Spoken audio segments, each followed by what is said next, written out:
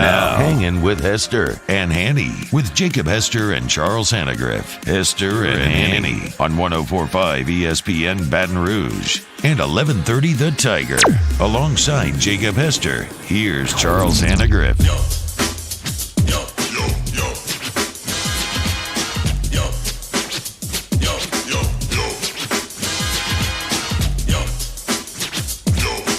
Good afternoon and welcome to Hangin with Hester and Hanny, 104.5 ESPN Baton Rouge. If you're listening with us up in the Shreveport area on 1130 The Tiger, if you're watching along with us on CST or on YouTube, 104.5 ESPN, or the Hester and Hanny page for all of our previous stuff, we welcome you into today's show. Josh Ward, our audio producer, Paul O'Neill, our video producer, and a surprisingly quiet Playboy Marty after the Milwaukee Bucks missed 112 free throws last night. And along with Jacob Hester, I'm Charles Hanagriff. That is a sweet Chargers sweatshirt. Oh, thank you. I mean that is among the best of the gear that I've seen you tote in here. That's pretty good, and it looks warm, which is particularly relevant in this room of this building. All right, yeah. So Hanny again doesn't have his sleeves on, but I'm sure you brought something because, as you know, there you go, freezing cold here. Yeah. And hey, just for you today, I didn't wear a hat. Actually. Comb my hair today. I didn't have a problem with the hat. That was one of the. They asked if you ever wear a hat, and so I wear a hat almost every day, like Playboy Marty does. Maybe tomorrow I'll wear a hat. Okay. Just to Island Hanny or just a normal hat. Well, the problem with Island Hanny's hat is my headphones don't fit over it. I can't get some earbuds. Yeah. Okay, here's the deal with that. Since you got off on a tangent right here to start things, I can't hear very well in those things. Okay. I've had a pair of headsets on since I was 15 years old, and my hearing, it's got to be a little bit louder for me. The over-the-ear earphones. There's some wear and tear in there. So you lived next to a train growing up? I needed to be loud. No, man, I grew up in a machine shop, which is exceptionally loud, and then I put a pair of headphones on at 15. I've been here ever since. Anyway, welcome into the show. Hey. A lot to get to today. About 30 minutes, we'll have Chris Doering with us from the SEC Network. Hunt Palmer's with us in hour number 2. We've got the SEC television schedule out. We've got the President of the United States talking to the Big Ten. We've got another school with double-digit opt-outs, and we'll get to all of those things, but we start with Tyler Shelvin. We alluded to the possibility of this yesterday, and the possibility that he could opt out of this season. Shelvin's case is a little bit different than that of Jamar Chase. Chase is an absolute bona fide lock, first-round, top 10 pick, and very good chance he'll go in the top 5. Shelvin is a potential first-round pick.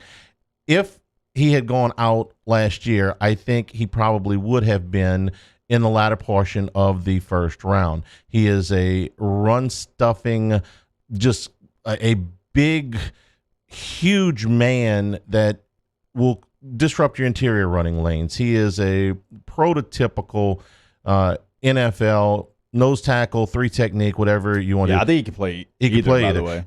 If he plays at 345 pounds. Those that are not familiar with Shelvin's story, and I think most of you probably are, he was a very, very highly recruited player. And when he got here, got off to a extremely lackluster start to his career, mostly because he was not in shape. And just about the point in the 2018 season where it looked like he was going to be a bust, he turned it around. He got himself in good shape, had a strong finish to 18, and had a huge 2019 season.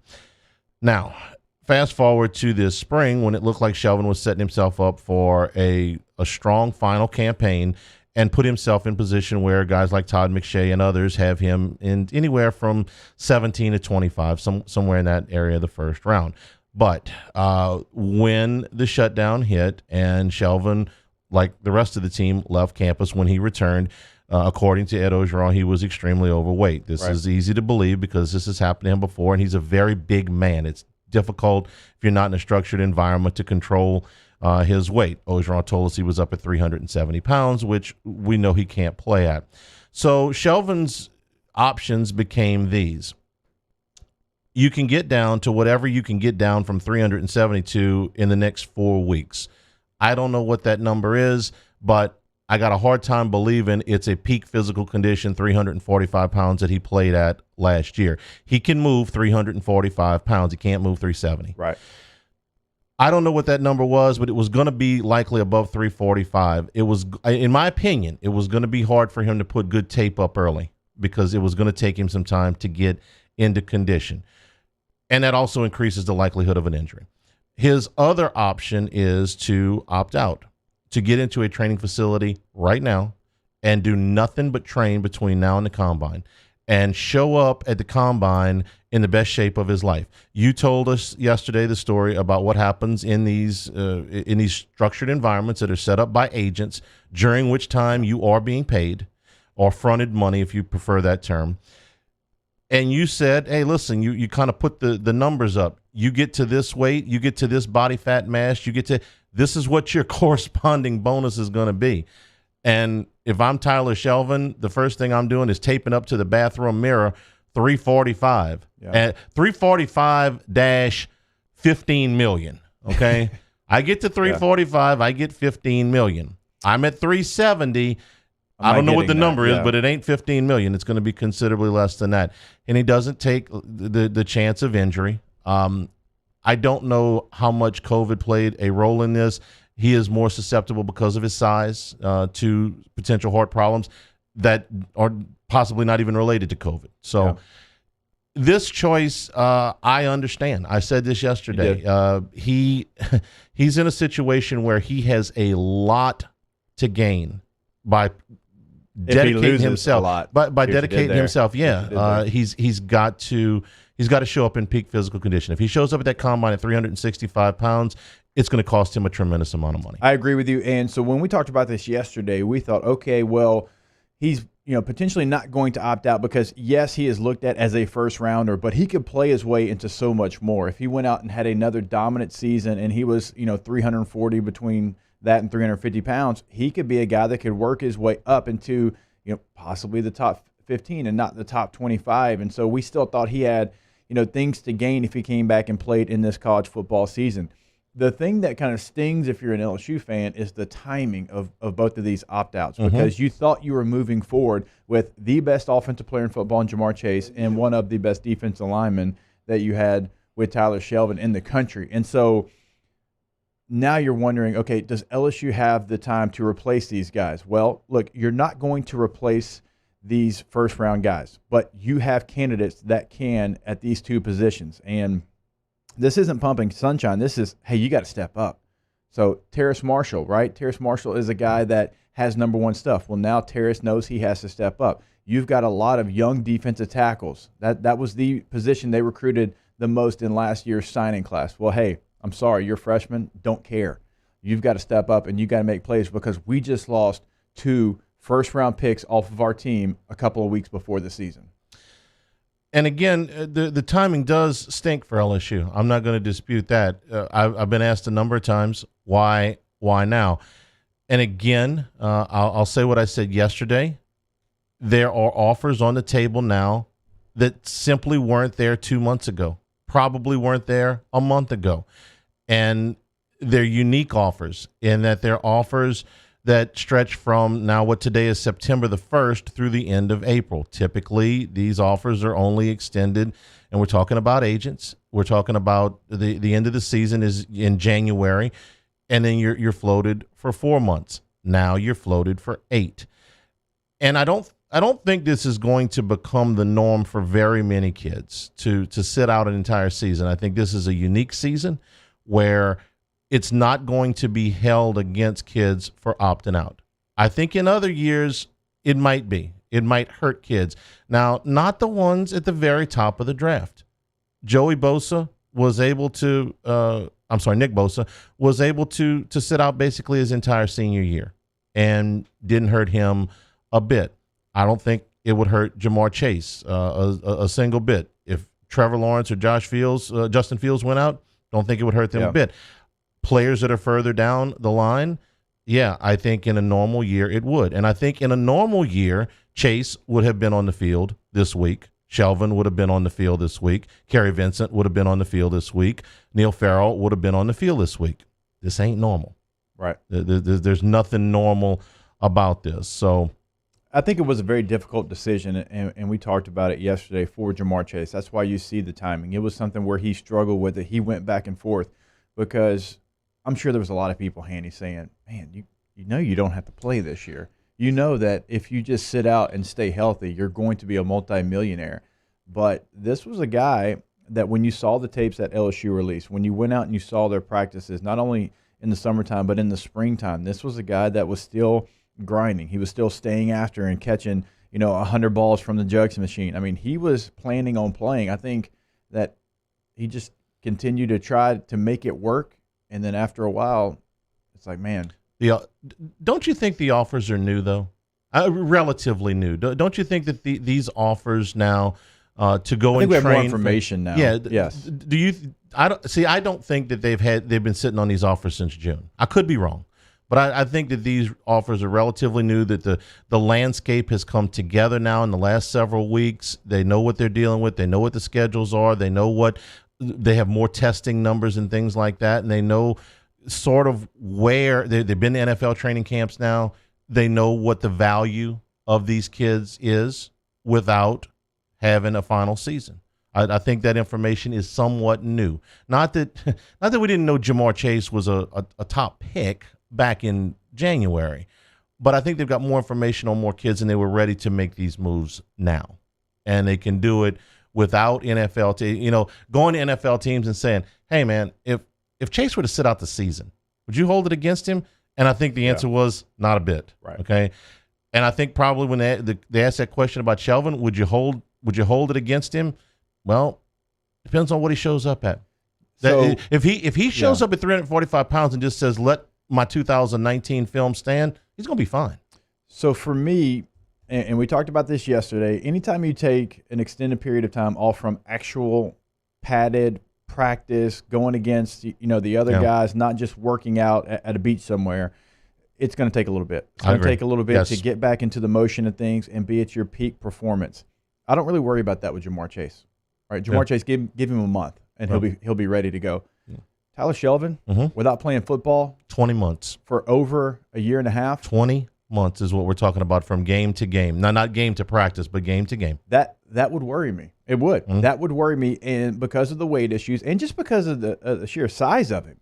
Anytime in the NFL when a defensive tackle like that would get hurt, man, the coaches would worry. God, is he going to be able to rehab and stay in shape and not lose himself and still have the same power that he had? And not playing football for that long would worry me at that position with Tyler Shelvin. I think that's going to be a serious question. He is going to have to work his ass off to make sure that he stays in shape and that he can prove to these teams that he's ready to go once the OTAs and the minicamp start after next year's NFL draft. There's no question that this is a riskier move than it is for Chase. Chase was a relatively easy decision. For Shelvin, he's betting on himself that he can put himself into a situation where he's got peak physical condition when it matters the most. So if he shows up at the combine at 365 pounds, he's got nobody to blame but himself. And it will cost him immeasurably. You remember when Trey Turner was here? Yeah. What did Trey Turner play at LSU? About 335 pounds-ish, something like that. You remember when he showed up to the combine? Showed up at 308, and everybody went, oh, wow, look at that. Yeah. That's what Tyler Shelvin needs. Now, he's not 308 pounds, but he needs to show up at somewhere in the 340s is what I would say is realistic. And I agree with you. I think that would go a long way, but I still would have my concerns. Even if he's 340, even if he changes his body, I would still have concerns that he has not gone against a center guard double team in 20 months. That would make me worry. I wouldn't argue against that point at all. This is Ed Ogeron off the bench talking about the departures. Those things going to happen. That's the time we're living in. And we wish Jamar and Tyler the best. They helped us win a national championship. They're two great young men from great families. We recruited both of them. We wish them the best. But you know what? We don't blink. Next man up. Brought to you by Richards Honda, home of the warm and fuzzy feeling. Hanging with Hester and Hanny, 104.5 ESPN Baton Rouge. Hangin' with Hester and Hanny. All right, we're brought to you by Baton Rouge Foundation Repair. You can find them online at brfoundation.com. Of course, Baton Rouge Foundation Repair offers services to correct the settlement of both slab foundations and pier and beam foundations. Don't pay twice for your foundation work. Baton Rouge Foundation Repair's water shield pilings are engineered to withstand poor drainage conditions. They've been servicing the greater Baton Rouge area for more than 22 years. Make sure you check out that website I gave you, brfoundation.com, because there you can find a list of services that they offer over at BR Foundation Repair. Also those warranties that we tell you about with slab foundations and pier and beam foundations. You can also check out that gallery that has before and after pictures of the work that they can have done. I told you a couple weeks ago, I bought a new house. We had some issues there in the backyard. It is not a problem with Baton Rouge Foundation Repair. They're going to make sure they get that work done, and they're going to get it right the first time. Give them a call at 225-275-0101. Again, that website, brfoundation.com. In times of need, get a full list of phone numbers, websites, and other important emergency information on the Demco Stormwatch page at 1045ESPN.com. This isn't just another day. It's so much more. Kelly's life was put on hold when her auctioneer primary care doctor discovered a rare blood disorder. Her doctor connected her to an auctioneer care team of cancer, heart, and kidney specialists. With multiple primary care locations around Baton Rouge, same-day appointments, and online scheduling, we're relentless about keeping you healthy. Auctioneer Baton Rouge, innovating healthcare for Kelly. Gulf Coast Bank and Trust is a local bank with a straightforward philosophy. It's about doing the right thing for our customers. Participating in our community with annual local fundraisers. Offering individual attention in a modern banking atmosphere with a trusted local company. Gulf Coast Bank invested in technology with a local touch, giving our customers the power to bank anywhere, anytime. We're building relationships through personal service as the bank that cares about you. Gulf Coast Bank and Trust, the bank that cares about you. At All-Star Toyota, you get it all. If you're in the market for an all-new Toyota vehicle, come see our friendly and knowledgeable sales team at All-Star Toyota. Located in Baton Rouge at the corner of Airline and Goodwood, we've been serving our community since 2005 by offering a large selection of new Toyota cars, trucks, and SUVs. Get behind the wheel of your dream car and take a test drive at All-Star Toyota today. I've been doing business with Luba for 25 years. They're dependable, trustworthy. It's just the attention to detail with our clients. Our folks have years and years of experience. They're highly trained professionals, but many companies have that asset. What I'd like to think makes Luba a bit different is that we use those talents in a way that truly is dedicated to serving the needs of the folks who depend on us. Are you a licensed contractor? There's lots of good contractors in Louisiana doing work the right way, but unfortunately, too many unlicensed contractors are working outside the licensing requirements. Working as a contractor in Louisiana requires a license for the company doing the work. The Louisiana State Licensing Board for Contractors wants to help you get licensed to allow you to conduct work legally. It's not difficult to get the license. We can help you. Go to lacontractor.org for more information. Licensed contractors, it's the law. Gulf Coast Office Products is a nationally recognized Savin office equipment dealer based right here in Louisiana. Over 100 employees strong, Gulf Coast has the boots on the ground to support all vertical markets from education, engineering, legal, and finance. With the latest in office technology from desktop to production segment units, Gulf Coast and Savin have the perfect fit for you. Call 225-756-2644. That's 756-2644 for Gulf Coast Office Products. Join us for a Tuesday edition of Game Time with Jimmy Ott and Ben Mintz. The guys are live from Doe's Eat Place on Government Street talking football, NBA playoffs, and a whole lot more. Game Time, 6 to 8 p.m. on 104.5 ESPN Baton Rouge.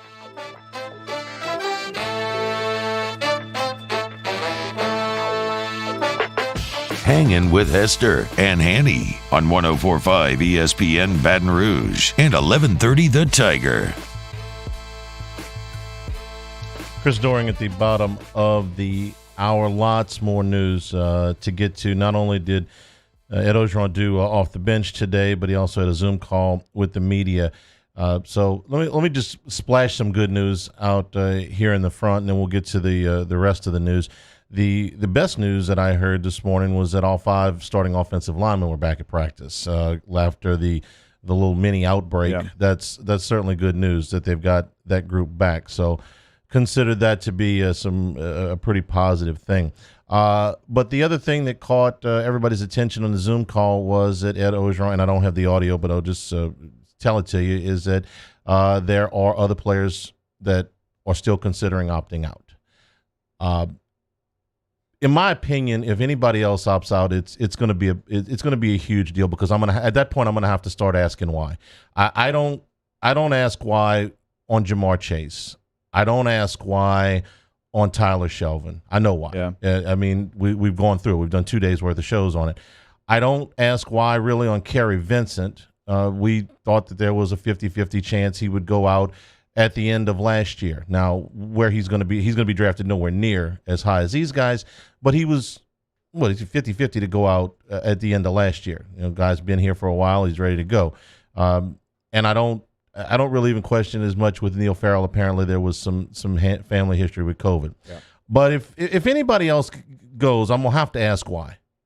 Because the COVID fears have largely been silenced, okay? That really, to me, is not as much in play anymore. I mean, if you've been here 4 months, and you know the protocols, and you know what the deal is, and yeah, a lot of them have had to quarantine, have recovered, and are moving forward. So then if it's not that, what is it? Dan Patrick this morning suggested that there are social issues on the team. Orgeron addressed that this morning as well, saying that he learned a lot in the meeting that they had last week, and identified some team leaders out of that. Yeah, guys like Jacoby Stevens stepping up, Andre Anthony stepping up, Miles Brennan, those guys are stepping up. I think the offensive line, you look at Darrell Rosenthal, Ed Ingram, Austin Deckler, those guys have been leaders for us. Chris Curry's been a leader for us. Terrence Marshall's been a leader for us. You look at other guys on defense, Damone Clark is a great leader for us, and Derek's there every day, working hard. So we got a nice solid foundation, and we're going to continue to grow on it. I don't think they call it Unity Council anymore, or whatever, but it's just team leaders. And he just identified a handful of them. Said that, while they did not inform him beforehand, before they marched to the president's office, that he had a productive meeting with them. The president had a productive meeting with them. I wasn't in any of those meetings. I'm taking everybody at their word here. But if there's, if you just start to see an exodus of guys that don't have any draft prospects or they're, underclass, you're going to have to start asking why. Yeah.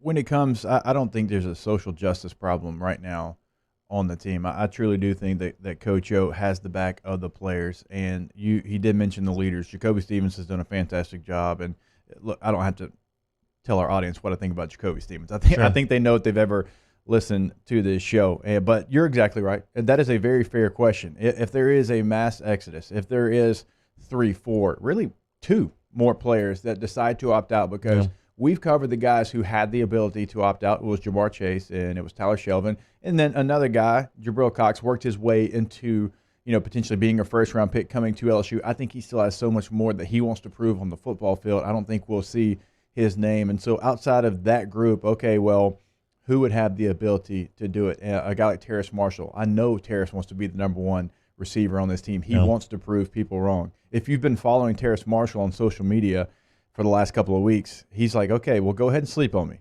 Don't think that I can be a number 1 guy. Well, this is his opportunity to prove that. And so to your point, if we start seeing names that have no draft capital, that have no rhyme or reason to do it, then there's got to be other questions that are asked. So everybody's going to ask them, what happened with Justin Thomas? Well, Justin Thomas had to leave the team one other time. Okay, it's fairly easy to connect the dots. There were some things going on off the field that he had to go.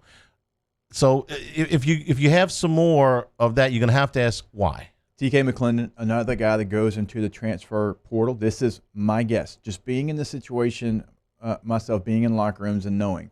He was a guy that was at the spring, looked like he was going to play a lot. Got some freshmen come in, talented freshmen. You're a JUCO guy transferring in last year, right? Or signing, I should say. And then you move from tight end to defensive end. Well, initially you look like you're going to get some playing time. These freshmen come in, all of a sudden they're starting to get those 1 reps. You're starting to get pushed down a little bit. I can see that being the reason why he decided to go into the transfer portal. Whenever guys transfer, playing time is always the first thing I look at. Was it a playing time issue? And with him, it probably was going to be. The second thing you look at is there some kind of off the field problem where the guy needs to change, needs a change of venue, needs a change of scenery to move that. So you look at that. Another thing you look at is, do you have a conflict with the coach, or is a team losing? Is there internal strife? Well, you can scratch that one off the list. They just won the national championship. So you look towards the other thing. But if there's more from this, then we're going to I've got a good reason for everyone that's gone so far. This continues, and there's going to have to be more questions that have to be answered. Hopefully it won't be. We're getting close now. You're inside of 4 weeks to the opener. School is started. You're embracing the protocols as much as you can. You ought to be able to move forward from here. Today's show is also brought to you in part by Supreme Rice, supremerice.com, the perfect complement for any meal. Cooking for the Labor Day weekend. If you're going to hang out, at the house, and you want maybe get a few people over. Maybe it's an etouffee. Maybe it's some red beans and rice, some white beans. Maybe it's a jambalaya. Always use Supreme Rice. Whether it's the jasmine rice, the long grain, the brown rice, it's the perfect complement for any meal. Grown meal processed right here in South Louisiana. Support your Louisiana farmers by buying Supreme Rice. It's very easy to get at all your Walmarts, at all your Costco's, at all of your AG food dealers. Get Supreme Rice where you buy rice. And for more great recipes and more information, go to supremerice.com. Hanging with Hester and Hanny, 104.5 ESPN Baton Rouge. Hanging with Hester and Hanny. If you're doing any kind of improvements on your property, or if you're cleaning up from Hurricane Laura, and you got to make some digging, well, you got to make some calling first. Louisiana One call 811, and do it 2 days before you dig. Don't be the guy that hits those underground lines that are buried very shallow beneath the surface. Don't be the guy that hits a water line, a communications line, or a power line. You could really, really hurt yourself, or a gas line. It's simple to avoid. Just call 811. Simple is the word. They make it incredibly simple for you. All you have to do is pick up the phone, call 811. You can even go online, Louisiana811.com, if you prefer to submit a ticket there. But it is simple for you, not only to make the call and set the appointment, but also once the lines are marked, it is simple to know exactly where you can dig and where you cannot dig. It's simple, it is extremely easy, and it is free. Call 811 before you dig. Off the Bench, Hanging with Hester and Hanny, after further review and more, are all live daily on the 104.5 ESPN Baton Rouge YouTube channel. Subscribe now to interact with us inside the live chat driven by Bayou Ford. Gulf Coast Bank and Trust is giving our customers the power to bank anywhere, anytime during this challenging event. And we're right there with you. Our mobile banking app is a smart way to manage your money and time. Gulf Coast Bank and Trust, the bank that cares about you.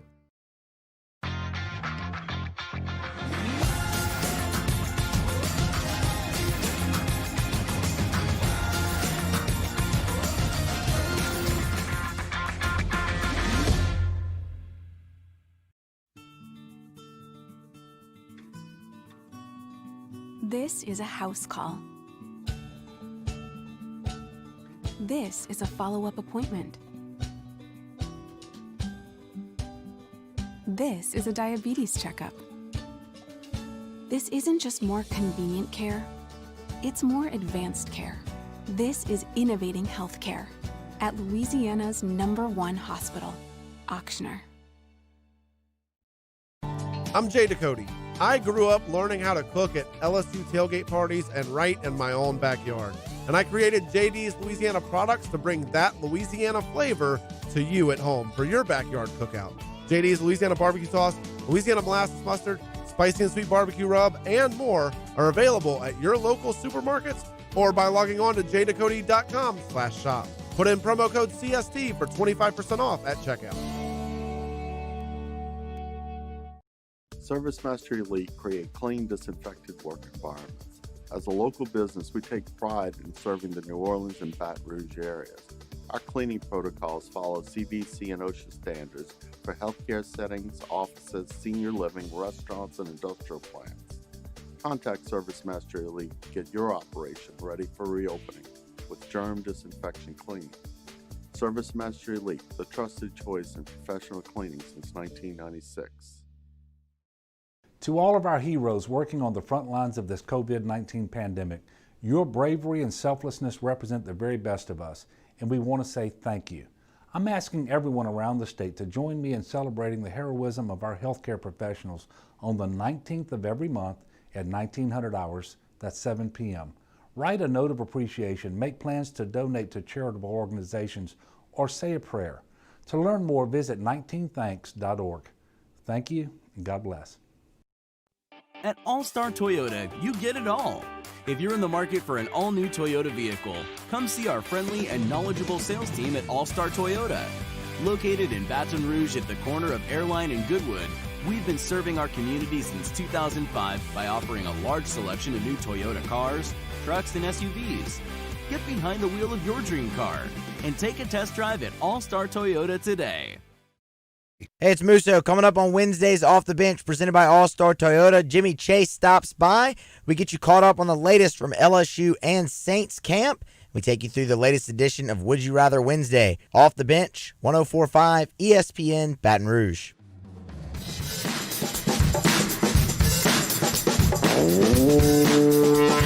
Hangin' with Hester and Hanny on 104.5 ESPN Baton Rouge and 1130 The Tiger.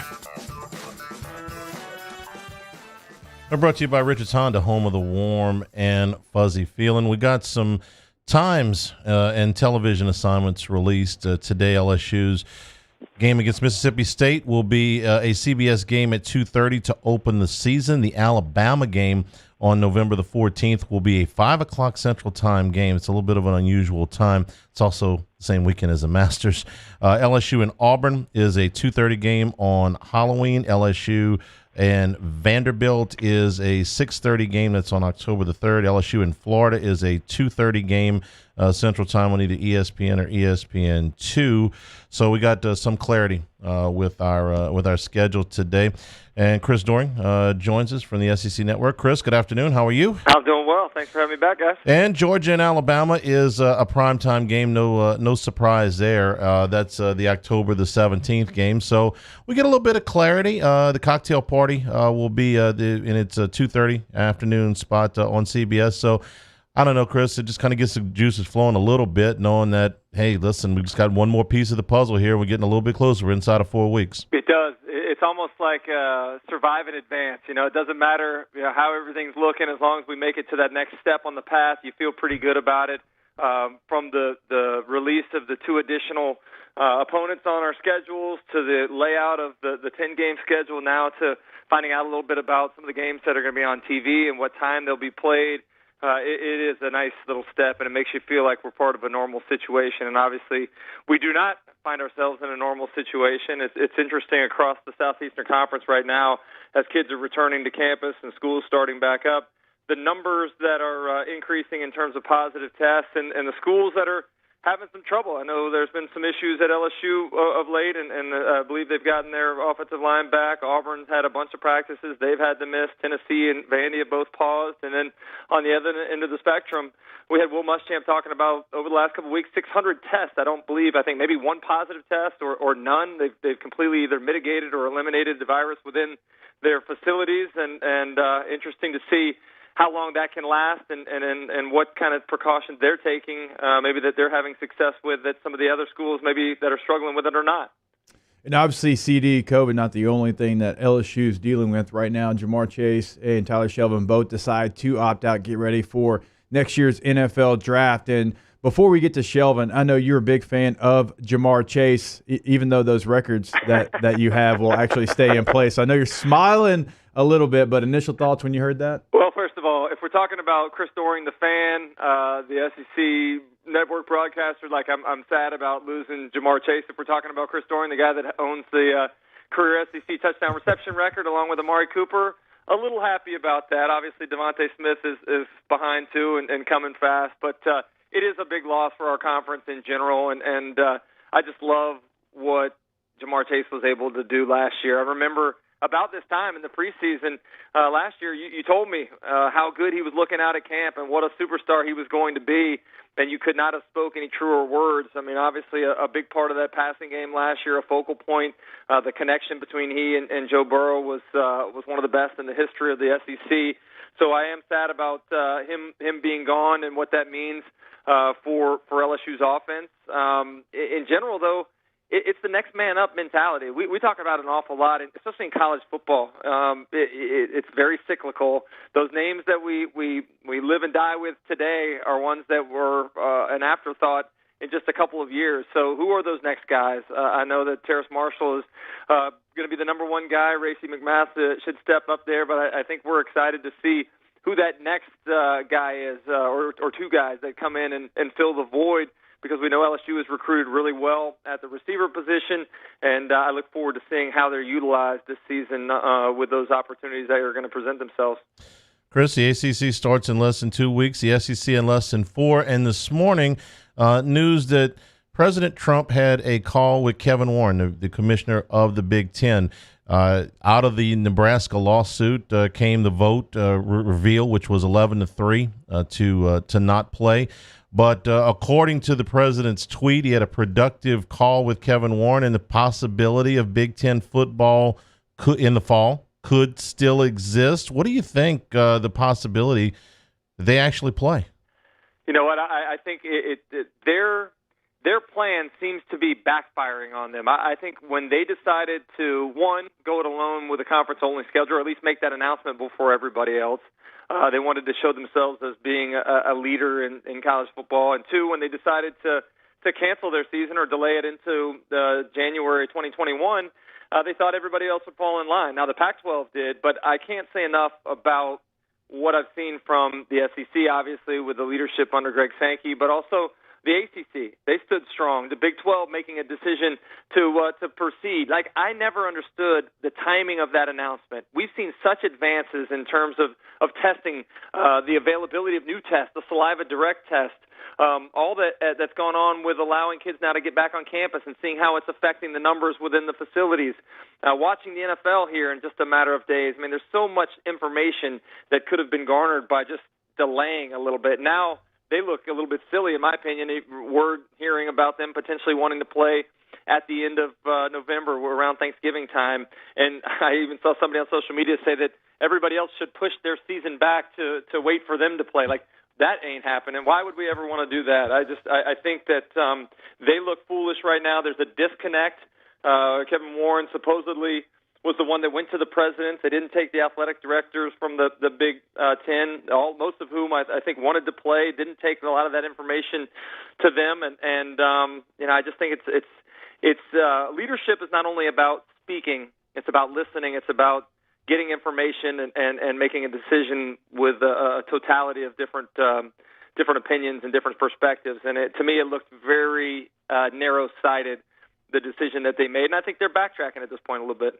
CD, any surprise that we've heard nothing from the Pac-12? We knew the Pac-12 was just waiting on another conference to decide not to play or to postpone their season, but we've only heard from the Big Ten, and we've heard, the president and everyone talking with the commissioner there, but nothing from the Pac-12. Now, we've talked about it on our show. We know that they've got more restrictions in the states that they play in. Is that the reason why you think we hadn't heard from them? I mean, maybe a little bit. I think it goes back to leadership. We've known how soft the leadership is of the Pac-12. I mean, Larry Scott has been chided many a time for not providing great leadership and misspending funds in the conference there, just being behind what everybody else is doing. So, I don't think it's surprising in that respect, but, I do think that I feel badly for the players in that conference. I feel bad for, Oregon's program and what they're building there. That's a nationally prominent program. I think that's continuing to build themselves and be able to take that next step. And without having the visibility of playing football games, PB and I talked about this morning, like, this is going to be a great opportunity for recruits that are in 10th, 11th, 12th grade right now. They're going to have an opportunity to see the SEC programs, the SEC coaches front and foremost, not as if they don't already get that opportunity, but with the pared down number of teams that are playing and the number of games available, the SEC is going to be in center stage, and that's only going to continue to widen the gap, I believe, between the SEC and everybody else when it comes to recruiting the top talent in this country. Chris, give me a status on all football in the state of Florida. We saw 10 UCF football players opt out, including 2 starters today. But to my knowledge, they're playing high school football there, youth football there, professional football there, and the rest of the college. Give me kind of your overview of how football has proceeded. I'm glad you brought that up, actually, because Friday night I had the pleasure of being asked out to speak at my high school's Friday Night Lights that they were doing. It's a week away from kickoff. This Friday they start their first game here in the state. And got a chance to just be around that program. It's the one that I played at, the one that my son is a junior in high school at right now. And just seeing, like, for a while there, they're doing their Friday night, they're doing their bench press, they're doing their 40-yard dashes, they're doing all the combine-type drills, and then they get into a scrimmage. And I'm sitting there in the stands, and for a few minutes I forgot all about the pandemic. I forgot about everything else that was going on with social injustice. It was all about Friday nights in the state of Florida and high school football taking place, which is the most normal thing that you can possibly do during the fall.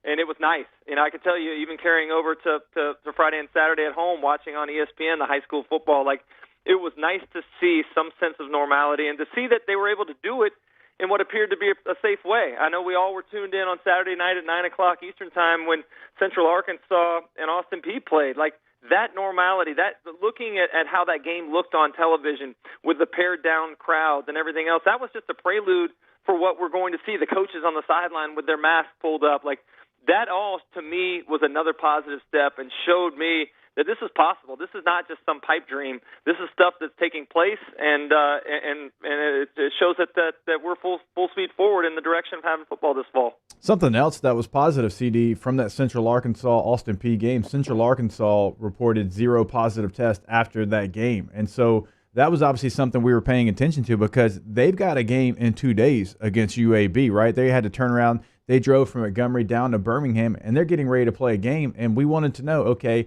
once you played that team, what are the test case going to look like? And they reported 0 positive tests. Yeah, I think that's huge. And being able to trust that your opponents, that was one of the reasons why the SEC kind of pared down their schedule into a conference-only schedule, was just because they didn't know what everybody else was going to have in place for their protocols and being able to keep everybody on the same page. The fact that at Austin Peay and Central Arkansas to this point were able to play and not have any transmission of the virus and not have any positive tests makes me even more encouraged about the SEC, what they can do with more resources, what they can do with more testing capability. Like, that to me shows that, again, it's possible to mix different teams from different parts of the country and have opportunities for them to play a game in football that is very intimate. It's based upon contact, with guys getting up in each other's face and having sweat and spit and everything, you know, being transferred from one another. So I do think that's encouraging. I feel bad for Central Arkansas. Talking about playing on a short week, man, that is a tough turnaround after a late game on Saturday, having to play again on Thursday. But I think at this point in time, I think all of us as broadcasters, as media members, as coaches, as players, I think we'd play every single night if we could, just to have the opportunity to have a season take place. You know who I wanted to give a shout-out to from the other night, and I forgot to do this yesterday. I'm going to do it when we do first class, second class, no class. First class, the officials. You know how hard that had to be to do all that running with those masks on? I mean, that's getting me to a yes. That's yes. I'm so dedicated to going to go do this. I'm going to go out on a hot, humid night, and I'm going to do all of this running, and I got to have a mask on because that's what it takes to get it done here. That's going to be my first class this week. I felt for those guys the other night, but they were real troopers about it, I thought. That's a great point. I mean, it's not like we're talking about the players being 18 to 22 years old, but the officials aren't 18 to 22 year olds. Those are guys that are a little bit older, that probably are a little bit more susceptible to the virus transfer, not to mention what you noted about having to be prepared physically. We haven't known if there was going to be a season or not. So these guys were having to put in the time to get themselves in shape to go up and down the field. And Hester, you know this. A couple years ago, I had the opportunity on the SEC Network to take part as a guest official in the Georgia spring game. It is hard what those folks do. I don't think anybody really understands the demands and how fast it is down there and how quickly you're trying to make decisions. And I just have a whole new level of appreciation for them after what I experienced. And that appreciation went to even a higher level after seeing them the other night, as you mentioned, with what they're having to do now with the mask being put on top of everything else they're asked to do. Chris, we appreciate it as always. Stay safe. We'll talk to you next week. Sounds good. Thanks, guys. All right, Chris Doering, the SEC Network. We'll take a break. Hunt Palmer with us in hour number 2, and we do have first class, second class, no class today. Hanging with Hester and Hanny, 104.5 ESPN Baton Rouge. Hanging with Hester and Hanny. So I mentioned it's hot. Not that you needed me to remind you of that. It's important that you have a highly efficient air conditioning system. Keep your house comfortable and to keep your energy bills down. That's why our friends at Tiger Air sell the American Standard heating and air conditioning systems. I know. I've got one in my house. It lowered my energy bills. I saw the results immediately. The efficiency of the system, the ability to program your thermostat to make daily changes for your schedule. And if you want to change them, you can always do it from your cell phone. I know I'm always going to return to a nice, cool, comfortable house, and I'm not going to have to pay top dollar to do it. Andy, something that I want to point out, because we talk about how great Tiger Air is, but I want you to hear from their customers. Go to tiger-air.com, testimonials. You've got customers that have been with them so long. Harry's been with them since 2008. You've got Robbie, who's been with them for 20 years. You've got Melody, who's been with them for 30 years. And you've also got Andrew, who's been with them for multiple decades as well. Not only are they going to make sure that you're happy, but you're going to be happy for a very long time with the service you get from Tiger Air. Remember, they can service any unit that you might have. Give them a call, 225-754-8687. Our listeners fire up their opinions on the jimsfirearms.net hotline at 499-1045. Keep listening for your next chance to shoot us your thoughts with the jimsfirearms.net hotline on 1045 ESPN Baton Rouge. This isn't just another day. It's so much more.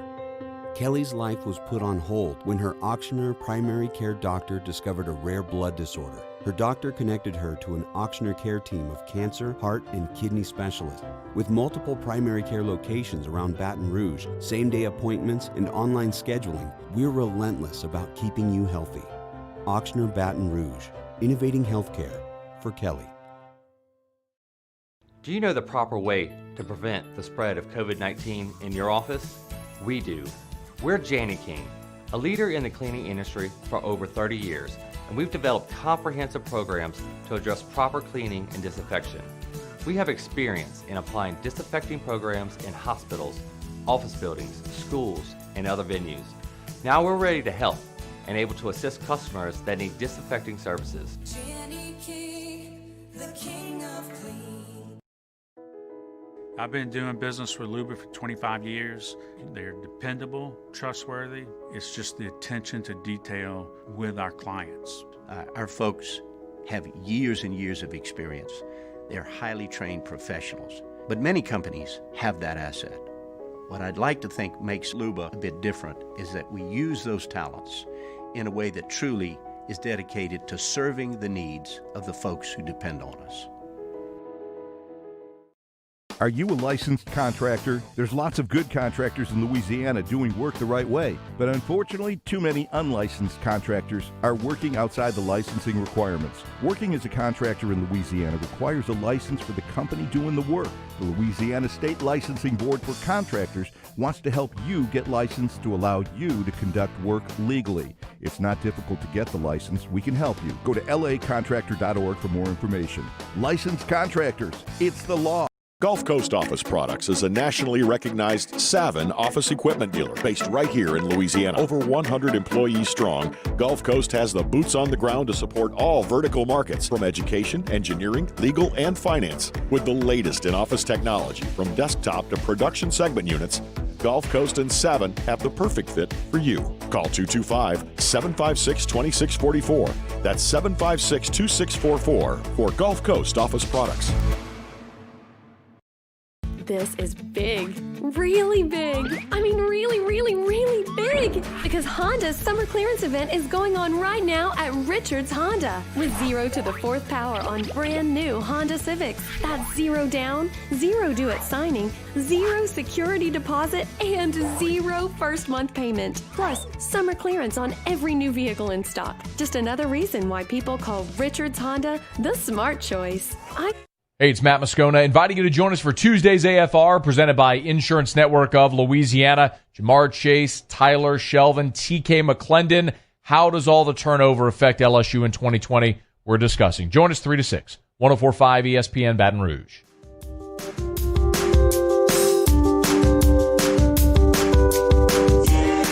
Hangin' with Hester and Hanny on 104.5 ESPN Baton Rouge and 1130 The Tiger. Just to kind of continue in this bizarre year that is 2020, if you had told me in January, you know what you're going to be talking about for at least a short segment on the Tuesday before LSU's season opener. Okay, probably something along the lines of matchups or, injuries or I don't know. Kentucky Derby wouldn't have made my list. Oh, I wouldn't. Kentucky Derby would not have made my list. The only way I would have talked about the Kentucky Derby is if Flynn had a ridiculous suit again going out to the Kentucky Derby. Seersucker? Yeah. He thinks he's, well, can't pull that. So I never in my wildest dreams did I think that leading into Labor Day weekend that I'd want to share a blurb on the Kentucky Derby. Of course, I didn't think I'd be watching the Indy 500 in August. And if you missed it earlier, LSU's game with Alabama is a 5 o'clock kickoff in Tiger Stadium on Masters Saturday. Now, we knew it was going to be LSU was going to play Alabama during the Masters this year, which is just bizarre. Anyway, the other note I wanted to drop on this is that they drew post positions this morning, and Tiz the Law, who won the Belmont Stakes, I don't know, 7 years ago or something like that is what it feels like, is the favorite at drew the number 17 post, is the favorite at 3-5. Now, I know Jimmy and I did a lot of horse racing stuff when the Triple Crown races came around, but other than that, we don't talk a lot of horse racing. But a 3-5 favorite in the Kentucky Derby is almost unheard of since they've gone to the 20-horse field. In fact, I was trying to find some history real quick because this just came out about 20 minutes ago. The biggest favorites since they went to a 20-horse field, and generally a favorite in the Derby will be somewhere around 7-2, 4-1. We've even seen favorites go off as high as 5-1 because these are the best 3-year-old horses, and because you've got a 20-horse field. And in that Stampede, it went a long time. At one point, it's like I think it was 21 years between Spectacular Bid and Fusaichi Pegasus, I believe it was, that broke the streak. But now we've had nothing but favorites. I think it's 6 in a row or something like that. And Tiz the Law, who was very impressive in the Belmont in this backwards Triple Crown that we got this year, 3-5 favorite. Wow. You have a favorite of your own? No, I don't. I haven't looked at. I mean, he's going to be hard to beat. I generally do not like to bet a favorite in the Kentucky Derby because there's value elsewhere in the race a lot of times, and it's difficult for if the favorite, who may be the best horse, you have much greater odds of getting a bad trip. Okay, you can get caught up. You can draw a bad pose position. A lot of things can happen. Now, the last 6 years is going right according to form. But in the Derby, I would generally rather take I'd like to take a shot on somewhere between the 2nd and 5th betting choice. I'm not one of these long shot guys. I like Authentic at 8-1. Okay. All right. I don't know very much about Authentic. I know Honor AP is at 5-1. I'm guessing out of AP Indy, one of the greats. But don't know a whole lot about the rest of the field. I know that Tiz the Law blew the field away at the Belmont. Was just incredibly impressive. So that part of your Labor Day weekend, man. So it's a Labor Day weekend tradition, right? To run for the roses. So this time a year ago, yesterday, in fact, we had a football game.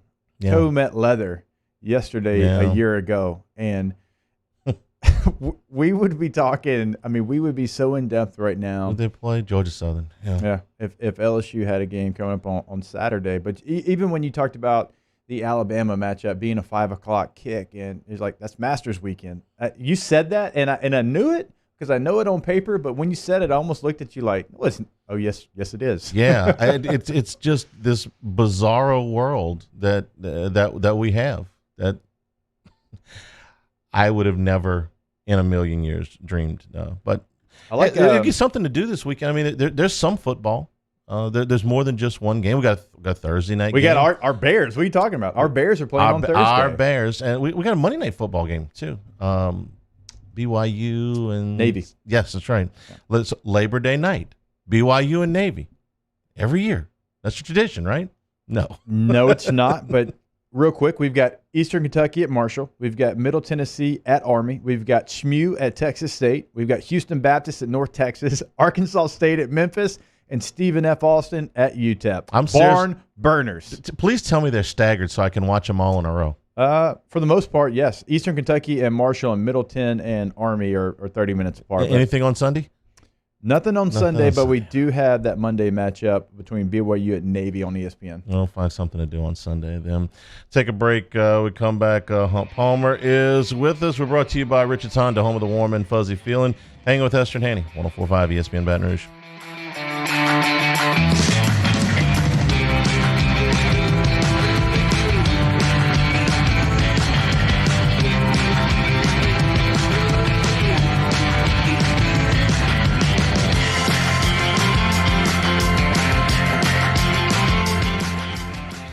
Hangin' with Hester and Hanny. When you want the best of Louisiana, you don't go to a superstore. We know what we like, and we like it local. Same goes for banking. As one of Louisiana's largest local banks, we offer homegrown services crafted around you. Gulf Coast Bank, the bank that cares about you.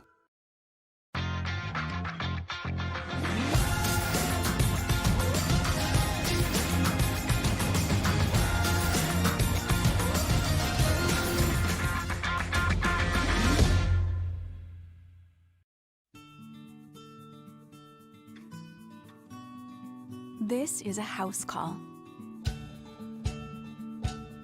This is a follow-up appointment. This is a diabetes checkup. This isn't just more convenient care, it's more advanced care. This is innovating healthcare at Louisiana's #1 hospital, Auctioner.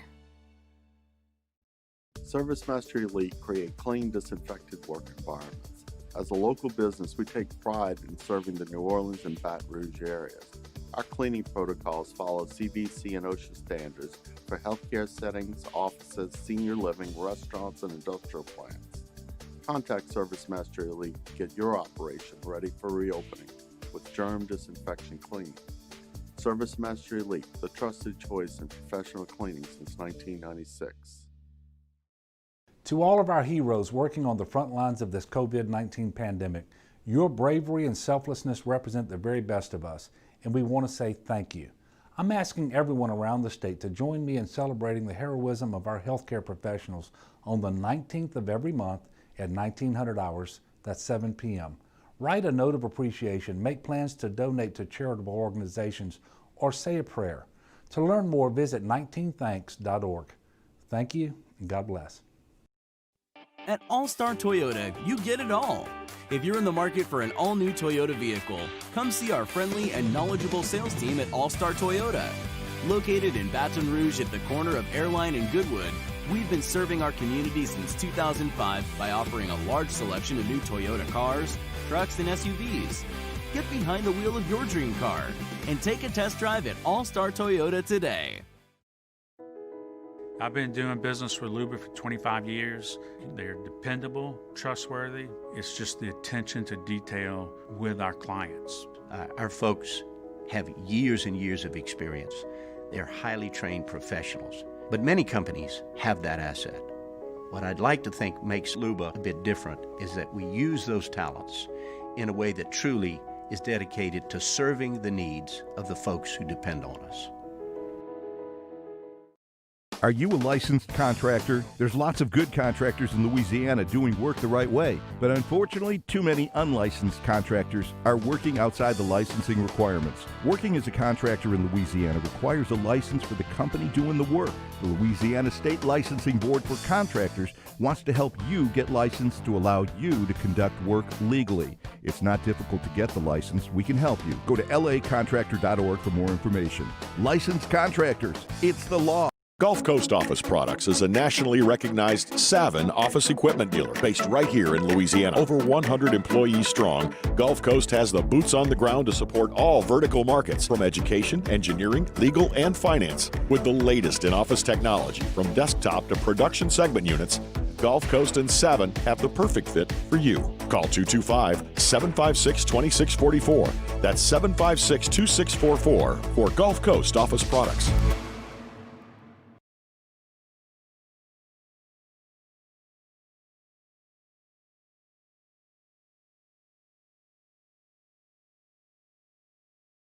Callahan Injury Lawyers.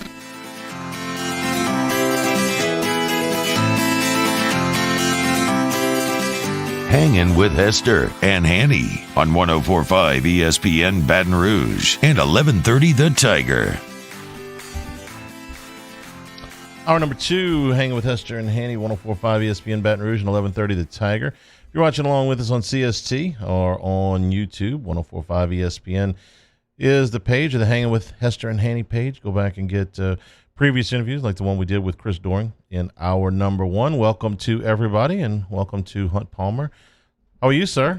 I'm good, Charlie. I'm good. Everybody's kind of losing their minds a little bit. We're going to be okay. No, wait. I have to ask you the question that's been on everybody's mind really all week. I've been badgered about this, and I wanted to leave you alone, give you a little bit of space, but do we have a venue?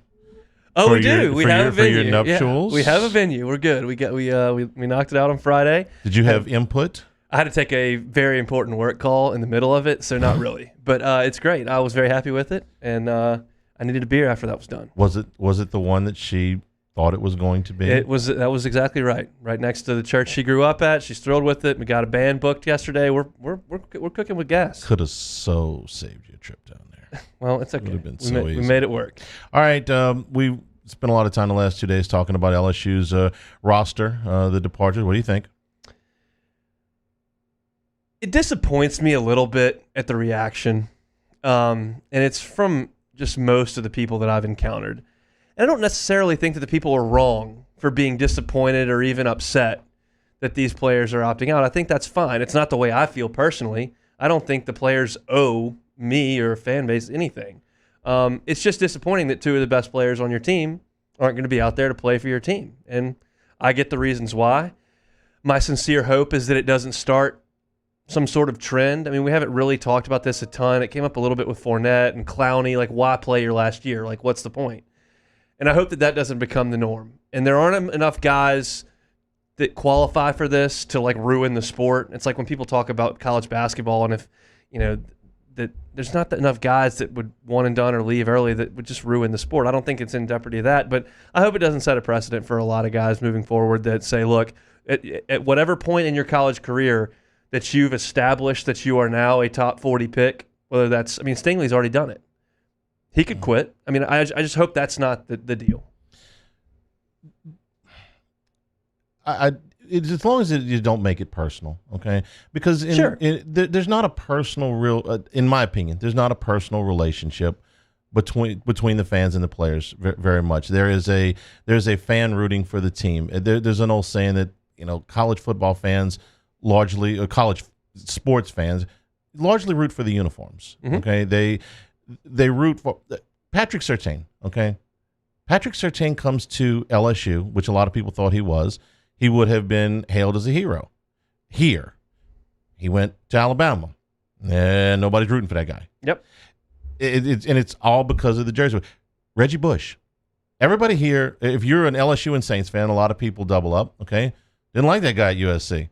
All right, that was the catalyst behind the whole split national championship. That was on Reggie Bush, and LSU should have had the whole thing, or at least should have got to play for it. But Reggie Bush was a big reason why USC got that half of the title. Mark Ingram's a pretty good example there too. Yeah, and as soon as they put that black and gold jersey on, and that's my guy now. Okay, they could just make it easy and be like Cam Newton. If you're saying you hate him at Auburn, and then he goes to Carolina, you can hate him for 10 more years. Right. So don't make it personal. If you rooted for the guys when they were at LSU, and you wish them well, and they go on, but you're not going to root for them because they're playing for the Falcons. Okay. I like Deion Jones. He was a really good player here. And I don't wish anything bad on him, but I'm not rooting for the Falcons. Okay, guy plays for the Falcons. I mean, I hope Joe Burrow does well, but if the Bengals play the Saints, I'm rooting for the Saints. Did you go for the Saints when we played against them when I was with the Chargers? Yes. I'll be damned. Come on, yes. I root for the Saints. I root for LSU. I want to see the guys do well. In baseball, I can separate it because I don't really have a favorite baseball team, so I root for those guys. So just don't make it personal. It's not personal for the kids. They're not doing it to hurt you as a fan. They're doing it because they're making the best decision for them. I get it. So do I. And, I think the other part of this equation that I've been talking to some people about over the last couple of days is this is not over. Not in Baton Rouge, not nationally. I believe that as time moves forward, there are going to be people in the middle of this thing that shut it down and say, you know what?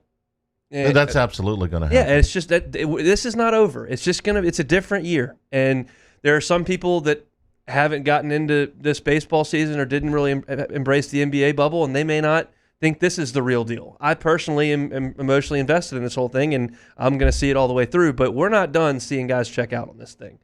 You get a guy who has a good first month, okay? Puts 4 good games on tape, but his team's 1-3. That's it. I'm out. See ya. Yeah. It doesn't even have to be 1-3. It could be 3-1. A guy puts 4 good games on there. He starts to get some draft buzz back, and you get 4 positives on your team, and there's a quarantine. I mean, we're not done with this. Yeah, you're probably right. I think it's harder to walk away from a good team than a bad team. It is harder, but it will be done. Opt-outs on teams with a chance to win a championship. That one's harder for. Yeah, I can't rule it out for sure. But if you're on an undefeated top 10 team, top 8 team, top 6 team, something like that, you're in November and you're 6 games in and you've got good tape out there. You're gonna shut it down if you got a chance to win a championship. I mean, you came this far. I think it's. I agree. No, I agree with you. Yeah, I know. It's almost ludicrous for me to even get the thought of not playing with my team in from the get-go, even if I'm UL Monroe. No disrespect to the Warhawks there. That's just the team that came to mind. If I'm UL Monroe and I've got no shot at winning a national title, I don't have a good shot at winning the Sun Belt Conference. I would still play, but that's just my mindset. There's guys and there's people with other mindsets that don't think that way. And let me I haven't been in this world, but we are all very aware that it's out there. There are agents out there and handlers out there that are going to start moving those tentacles forward. They see an opportunity. They see dollar signs. They don't care. And they are going to use every bit of leverage they can to try to get clients. And if they start getting in people's ears, they've got more chips than they usually have at this point. So, it's just part of it. We're going to have to deal with it. What about the red shirt rule? What about 4 games and things aren't going as well as I had hoped? I'm not going anywhere. Well, it doesn't matter. They get that year back anyway. That's true. I forgot. Yeah. You got to learn all the new rules. I felt really bad when I was coming in here towards the beginning of this thing with him because I couldn't keep up with the baseball rules and what class everybody was. And I feel like I'm on the air. I'm supposed to have some sort of knowledge and be able to discuss things, and I couldn't keep up with what rules were changing and who was eligible and who was at what class. It felt like it was going back and forth. There was a lot of hearsay, and then we caught up finally with Coach Maneri, and he's like, no, actually it's going to be this way. And we were thinking, oh, well, we thought it was another way. He goes, well, so did I, but now it's this way. So we're going to have multiple freshman classes, basically. Didn't we see this happen last year where we had and there was no COVID involved in it with De'Aaron King at Houston? They got off to a bad start. He's like, man, I'm out. Took advantage of a rule that wasn't supposed to be for them. Yeah, I'm out. I'm leaving. So now with this built in. Oh, Hanny, let there be a program that's in the top. Let Texas A&M. Because they got a tough stretch. They could start 1-2. They could start 1-2 very easily. Let that happen and see what happens in College Station. You guys were in like 2-part harmony there. Like this is something you're actively rooting for. Oh, I'm rooting for the failure of Texas A&M football for sure. There's not even a debate there. I'm obsessed. I'm just trying to think of a program that's not in the top 5, but they're in the top 15 discussion who's got a difficult schedule to start off with. Texas A&M kind of fits all of that. And so what if they do start 1-2 and they've got to play Alabama and Florida in those first 3 games? What happens then? Who's like, you know what? No, I'm out. I'm done. I'm going to Here's what I've boiled it down to, and it's the same attitude I kind of had back with the Will Wade thing hitting the fan and all that kind of stuff. LSU in purple and gold is going to come out of that tunnel, and they're going to play Mississippi State and Auburn and Florida. I don't know who's going to be out there. I don't know who's going to be quarantined, but they're going to play, and I'm going to pull for LSU. At 2:30. Exactly. All everything around it and all the what classes everybody in, who's opted out, who's tested positive. I can't control any of that stuff, and I'm not going to spend a ton of time worrying about it. LSU's going to come out of that tunnel, and I hope they win. Give me a percentage, just your best guess. Players that start the season but don't finish it because they opt out, not because they got injured or transferred or anything, but just because they opted out. At LSU or nationally? Nationally. Just give me or just the SEC if it makes you feel better, but just 10%, 15%, 20%. 10, 15% is the first thing that came to my mind. Which so would still be a large number. You got 100 guys, so that's 10 guys on every team. I don't know how many people are starting with 100 guys. Yeah. LSU's going to start with somewhere around 70. 70, yeah. So 7 guys. I could see 10%. I mean, I could see a big number of the teams that are not playing well. 7 to 10 guys per team. I mean, it possibly could. We just don't know with the situation because we've never been here before. UCF had 10 guys. We've got 10 guys today that have opted out of this 2020 season. That's the team that got picked to finish first in their conference, and they had 10 guys, including a quarterback. The one we saw in the Fiesta Bowl, Mac, that decided to opt out of the season. So it sounds crazy to say 7 guys a team. We got Central Florida, the national champs a couple years ago. And it's not – every situation's different. Jamar Chase is opting out because there's a huge payday right there looking at him. And y'all talked about Tyler Shelvin and his situation, which is different than Jamar Chase's. Then what if the defensive end's mom gets diagnosed with stage 2 breast cancer? Like, okay, I'm got to be around my mom and take care of her. I can't be out here and do all this kind of stuff. I'm out. Like, things are going to happen in every situation's different. How many do you need to finish the season, Jake? How many active players you got to have on that roster? I'm serious. What a 2020 question, but you're right, 50. You can get there with 50. You can get there with 50. God, it's going to look like a Class 3A game, but it's going to look like an NFL game. Yeah. It'll look like an NFL sideline. I was going to say 53 just because that's the NFL rosters, but somewhere in there. You get below that. On game day you can't dress that many, which is a dumb rule, but yeah. I mean, you can get it done with 50. I'm surprised the union hasn't bucked for that a little bit more. Yeah, you can be on the team. You're on the team, but you can't dress. Oh, cool. Thanks. I know you're a big fan of the union. Oh, bring that stuff up. First class, second class, no class. When we return, we're brought to you by Richards Honda, home of the warm and fuzzy feeling. Hanging with Hester and Hanny. Hunt's with us, 104.5 ESPN Baton Rouge. Hanging with Hester and Hanny. We opened up the playbook and expanded our coverage. Listen daily in high definition on 98.1 HD2. We are 104.5 ESPN Baton Rouge.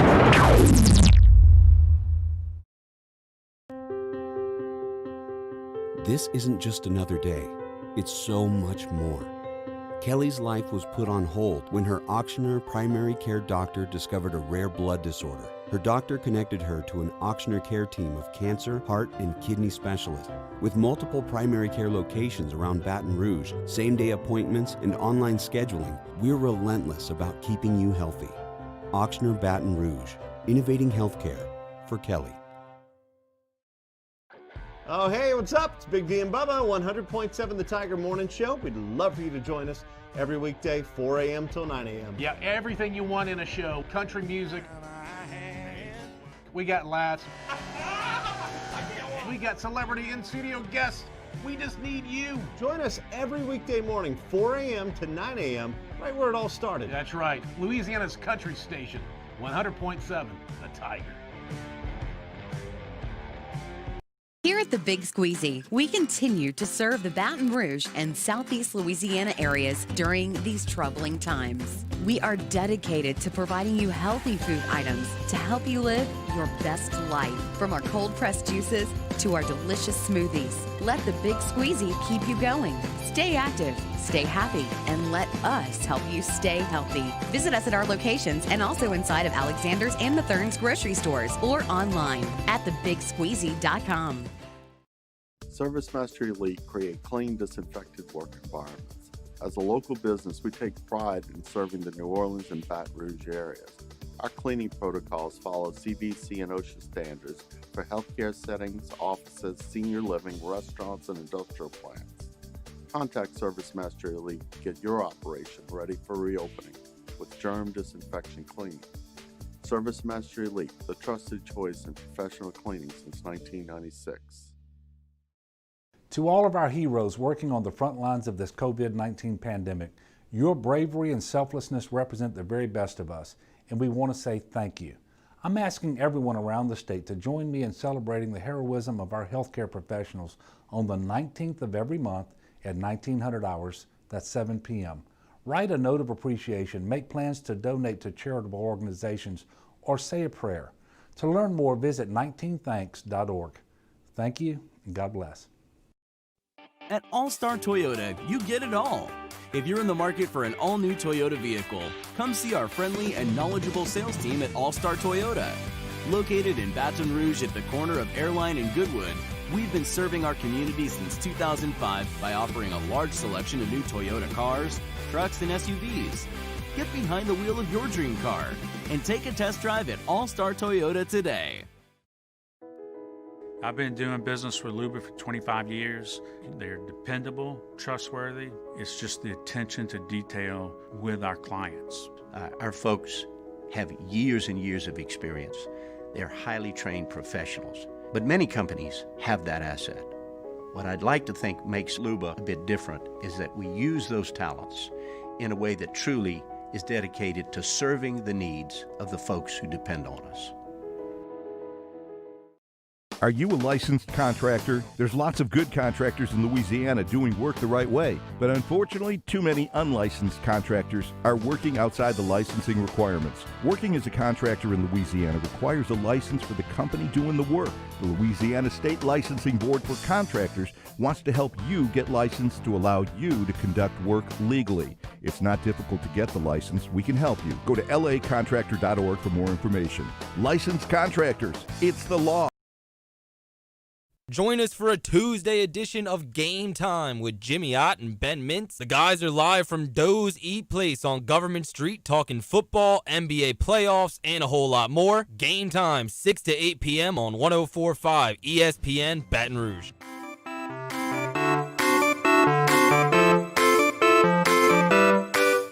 Hangin' with Hester and Hanny on 104.5 ESPN Baton Rouge and 1130 The Tiger.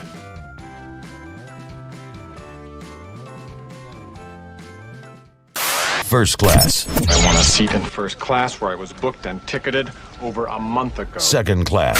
That no man should be subjected to the indignity of being labeled or treated like a second-class citizen. And no class. My life had become like school on Sunday. No class.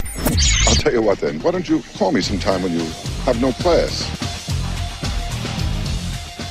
First class, second class, no class. Well, you buy relief, telemed relief for businesses that have got frequent interactions with the public, restaurants, retail stores, service-based businesses, businesses that can't afford to shut down or send home employees. Relief's COVID mitigation platform takes the hassle, chaos, and stress out of having your employees tested for COVID. The process starts with a video visit with a physician and ends with a custom action plan for every employee. You get a dashboard so you know exactly when your employees can come back to work, and they offer on-site and off-site testing options. Relief Telemed, when LSU was looking for someone handy to make sure that they had all their testing taken care of, that was who they called. Relief Telemed can handle your business. They can handle your team. We're looking at you, high school coaches. And look, if it's good enough for the state university, it is good enough for your business. I can tell you my personal experience with our walk-ons up in Shreveport. They took care of us, and there was no time missed. Make sure that you do the same with Relief Telemed. You can find them online at relieftelemed.com.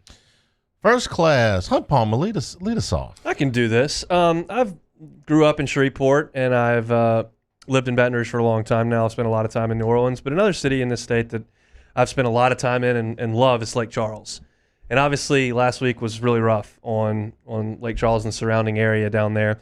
And this is not surprising, but it is great to see, and it's certainly worth noting. LSU loaded up its entire equipment truck with supplies and everything and shipped them on over to McNeese to Frank Wilson's program. We know Frank Wilson and Ed Ogeron have had a long relationship. We know Ed Ogeron's son plays football at McNeese, so it's not surprising to know that LSU would reach out and help. But for them to load up that huge truck when LSU's got a lot of things on its plate right now as well, trying to get ready for this crazy season, and to help out McNeese, that football program and that community, I thought was great, and is my first class this week. Good one. That was a really good one there, Hoon. All right, Brandon Ingram, most improved player in the NBA, that was awarded yesterday.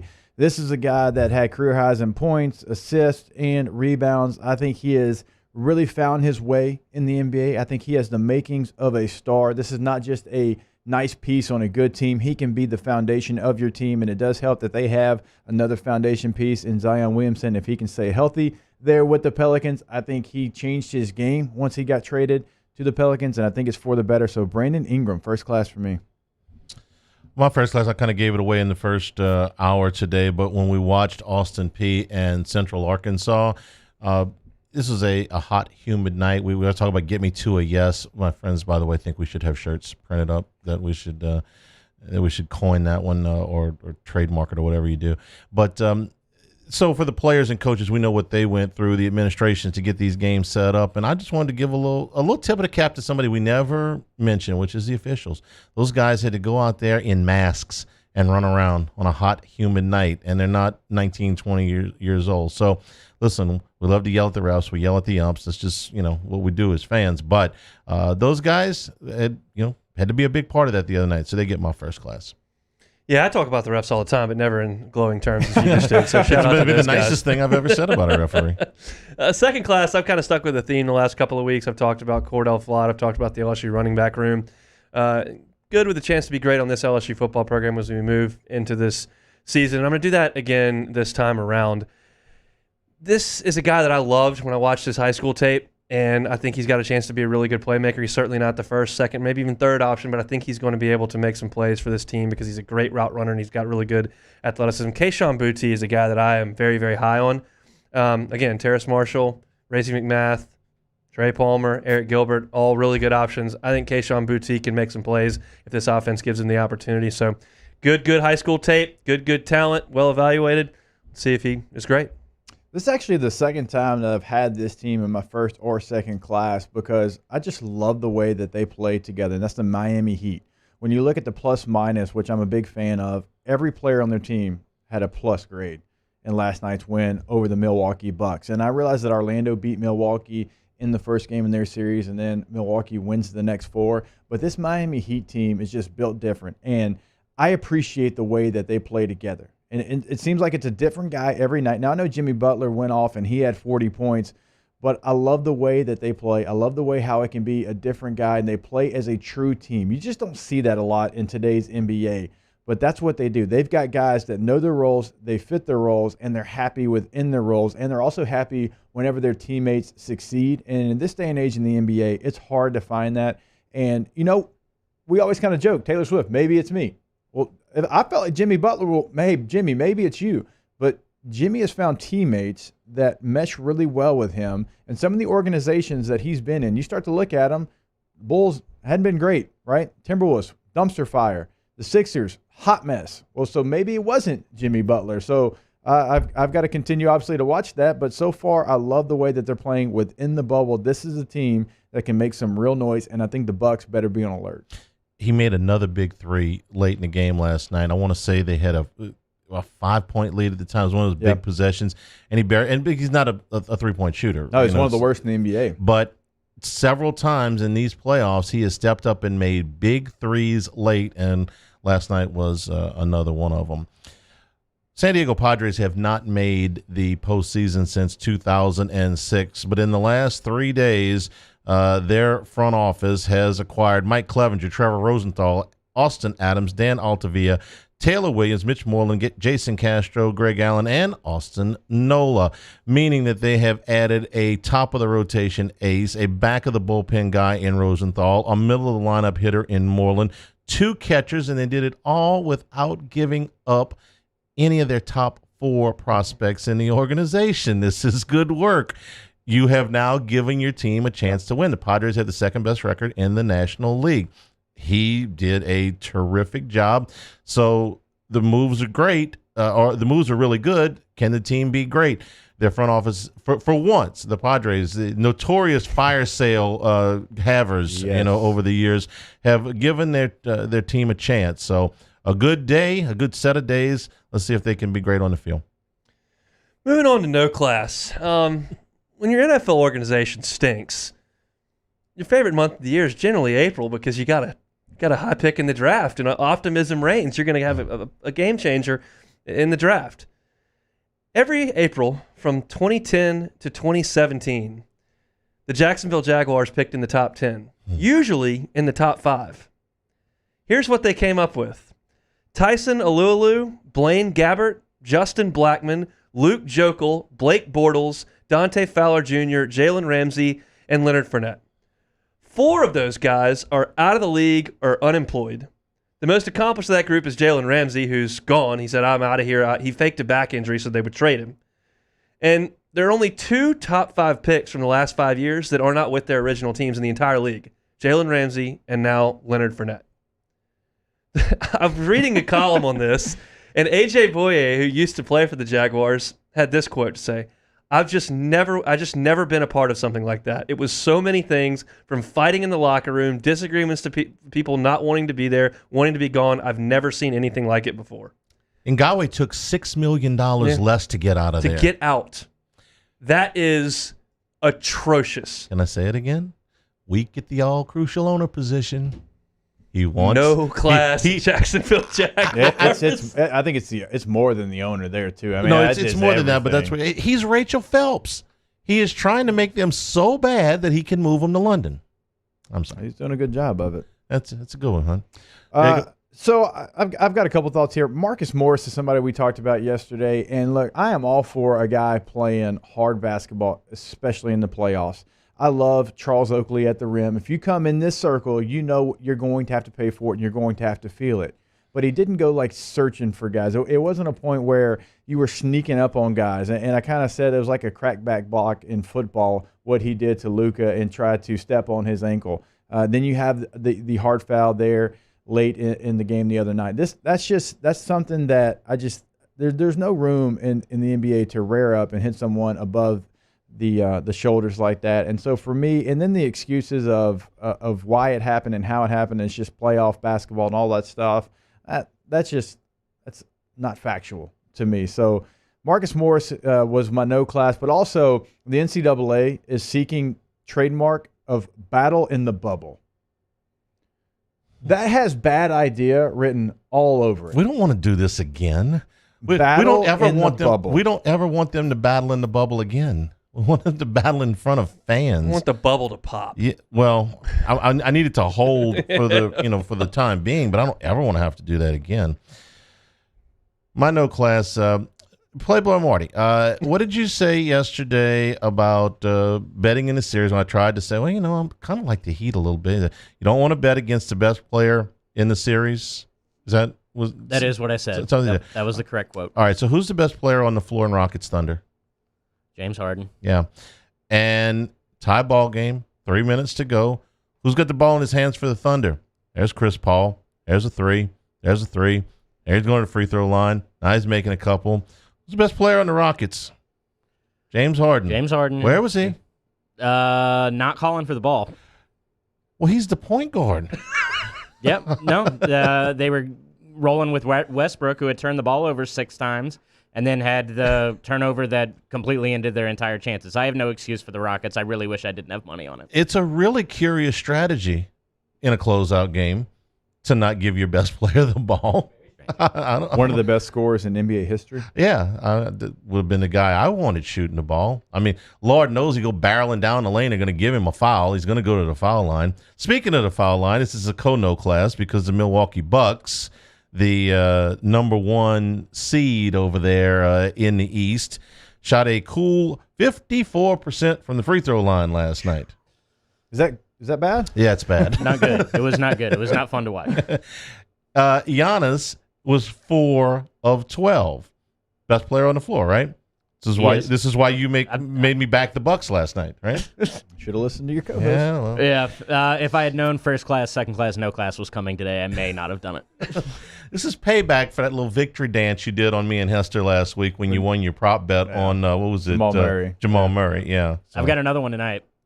Oh, please do tell. It's just too easy. I've got Joe Ingles over 16.5 points, rebounds, and assists. Joe Ingles for the Jazz. Okay, 16. Okay, well, write that down. Shouldn't have been on the Bucks. Somebody on the Twitter machine told me that Spoelstra's 11-1 against the number in game ones. Sounds like Playboy Marty would have known that, right? You think? I did. I went against it. By the way, the Nuggets Jazz series has been just fantastic. Yeah, you get Game 7 tonight. It's going to be incredible. I expect high scoring, down to the wire. Murray against Mitchell. Yeah, absolutely. That's two really good basketball teams to be matched up in a first round. That has been a fantastic series, no question. Brought to you by Relief Telemed. For businesses that have frequent interactions with the public, get tested. Relief Telemed, 225-244-6093. Take a break. Be back with more Hanging with Hester and Hanny. Hunt with us in this hour. 104.5 ESPN Baton Rouge. Hanging with Hester and Hanny. You're looking for a job or you're looking for a career? Associated Grocers can provide you with a career in a family feeling at their business, agbr.com. Positions available throughout the company. Great benefits, great wages. You're guaranteed 40 hours a week. You know, Jacob, if you lost your job during this pandemic, and a lot of people did, you or someone you know is looking for a job, this is a tremendous opportunity right now with the Associated Grocers. You need to go to the website, agbr.com, because remember yesterday we told you there was 13 opportunities. Well, they've already added more opportunities on the website. Click on careers in the top right corner. Then you click on see what's available right there. It's going to be in bright red. You won't miss it. And it's going to give you a list of everything they have available. And it's not just the same job over and over. It's many opportunities and many chances to start a new career. So they've got multiple things, including truck driver. They've got warehouse, order selector. So no matter what you're looking for, there's a chance that they have it available. Again, the website, agbr.com. That's Associated Grocers. Saints coverage, Chiefs, Cowboys, Thursday night, Sunday night, and Monday Night Football. From the opening kickoff to the playoffs and the Super Bowl, the NFL lives on 104.5 ESPN Baton Rouge. Prompt, professional, reliable. If you're looking for a breath of fresh air with your AC and heating needs, call the professionals at Anison Bitter. Anison Bitter, a Rheem Pro partner, keeping your family comfortable for over 25 years. $10,000 off MSRP on a new 2020 Ford F-150. All new Bayou Ford vehicles come with a 1 million mile powertrain warranty. And with Bayou to You, free delivery right to your door. The crew at Bayou Ford is going to do right by you.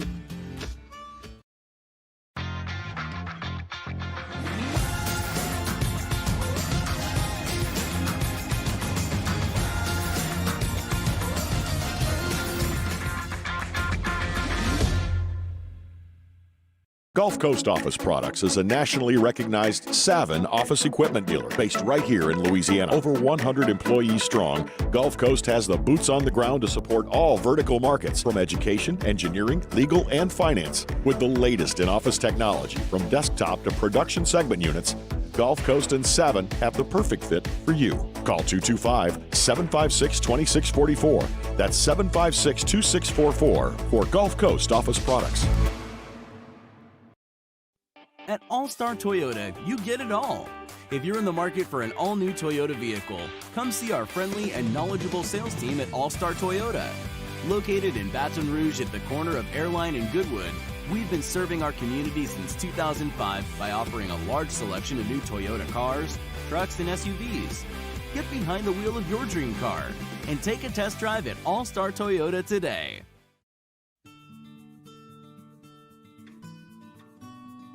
This is a house call. This is a follow-up appointment. This is a diabetes checkup. This isn't just more convenient care, it's more advanced care. This is innovating healthcare. at Louisiana's #1 hospital, Auctioner. Gulf Coast Bank and Trust is a local bank with a straightforward philosophy. It's about doing the right thing for our customers. Participating in our community with annual local fundraisers. Offering individual attention in a modern banking atmosphere with a trusted local company. Gulf Coast Bank invested in technology with a local touch, giving our customers the power to bank anywhere, anytime. We're building relationships through personal service as the bank that cares about you. Gulf Coast Bank and Trust, the bank that cares about you.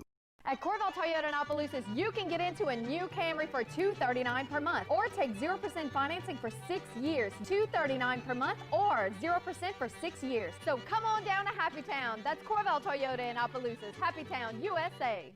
Hey, it's Musso. Coming up on Wednesdays, Off the Bench, presented by All-Star Toyota. Jimmy Chase stops by.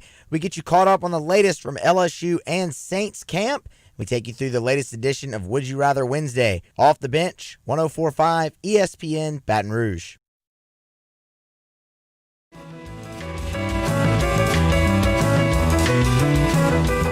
Hangin' with Hester and Hanny on 104.5 ESPN Baton Rouge and 1130 The Tiger. You know, the Big Ten is working out of their house, the league office. The league office remains closed. So Kevin Warren wasn't in his office, didn't have like somebody answering the phone when the White House called this morning. Like, hello, you know, this is a unknown number, you know, just District of Columbia. Yeah, pick up the phone. So this is the White House. Hold for the president. Okay. Not since Richard Nixon was suggesting plays to George Allen do I think the president's been maybe this involved. But the president of the United States called Commissioner of the Big Ten this morning and said, "Hey, how about football?" Now listen, when maybe Kevin Warren's maybe somebody else did answer the phone at his house. Hey, Commissioner, president's on the phone. Well, which one? There's 14. No, the president's on the phone. Oh, okay. President Trump called the call very productive. The Big Ten, in response to the lawsuit by Nebraska, the 8 players at Nebraska did release their vote yesterday, which they said was 11-3, and also released the findings of their medical teams as to why they canceled the season.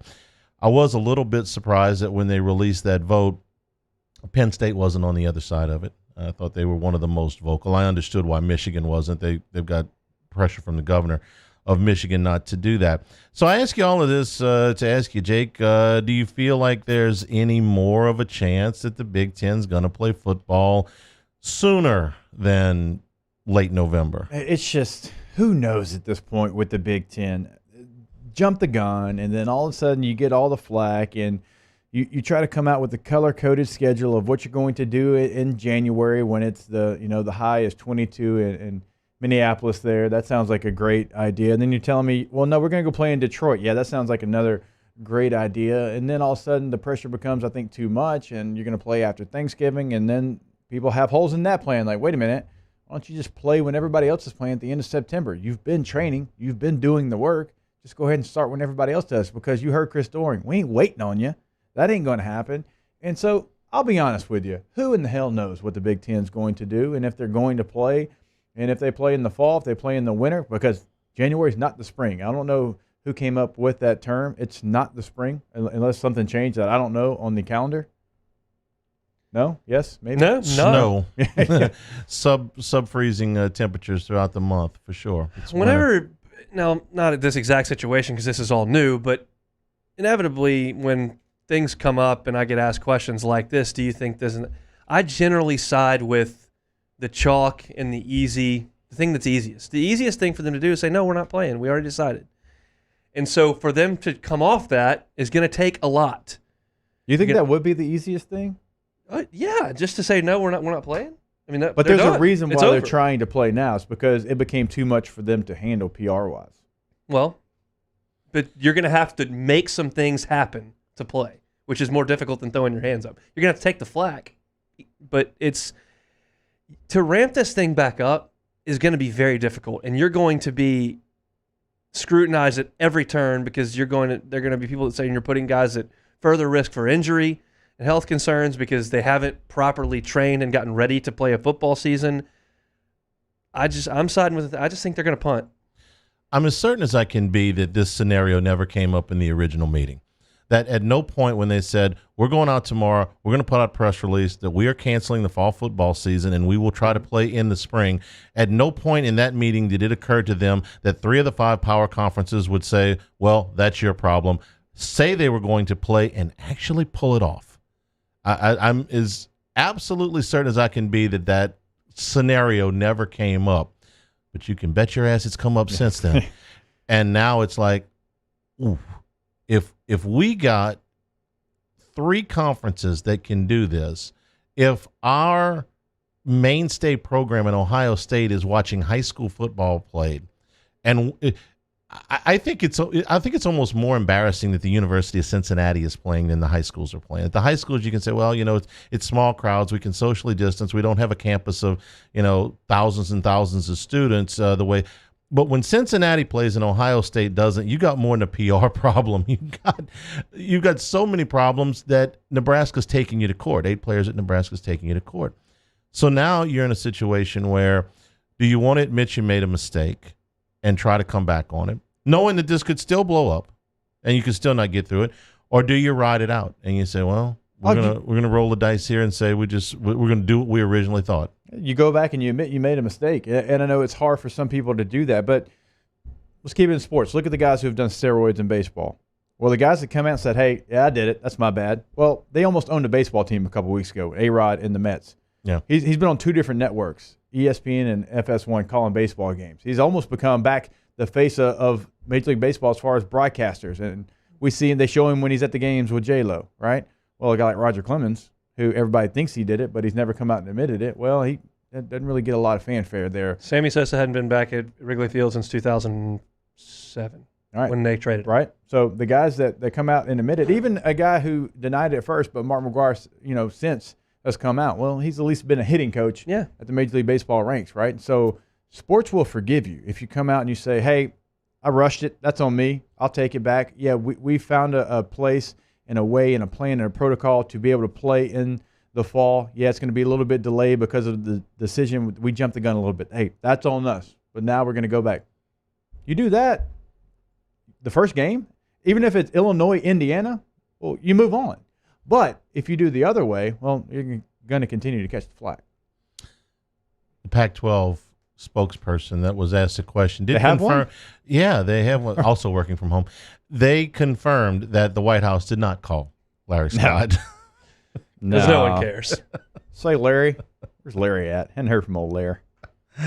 We'll take a break. Hanging with Hester and Hanny is brought to you by Richards Honda, home of the warm and fuzzy feeling, 104.5 ESPN, Baton Rouge. Hanging with Hester and Hanny. GMFS Mortgage and GMFSmortgage.com, helping you all of your housing needs and making your financial situation just a little bit better. You owe it to yourself right now to check out these historically low interest rates, whether you're buying a new home and you can have more purchasing power than you have ever had, or you are refinancing your current home for lower rates that will give you lower payments moving forward, and also the ability to skip a mortgage payment or two here as we continue in phase 2. Free up a little bit of cash. Maybe you like your home, but you're adding to your family. You need to add on to your home as well. They'll do construction loans for you as well. Start your journey at gmfsmortgage.com. You'll meet with a local counselor. They'll ask you a few questions, and once you answer those questions, you get pre-approved. You can move forward with a game plan, what's best for you and your family. Do what I did. Do what thousands of others have done. When they talk about changing lives, they're talking about changing budgets, and most certainly will change your life.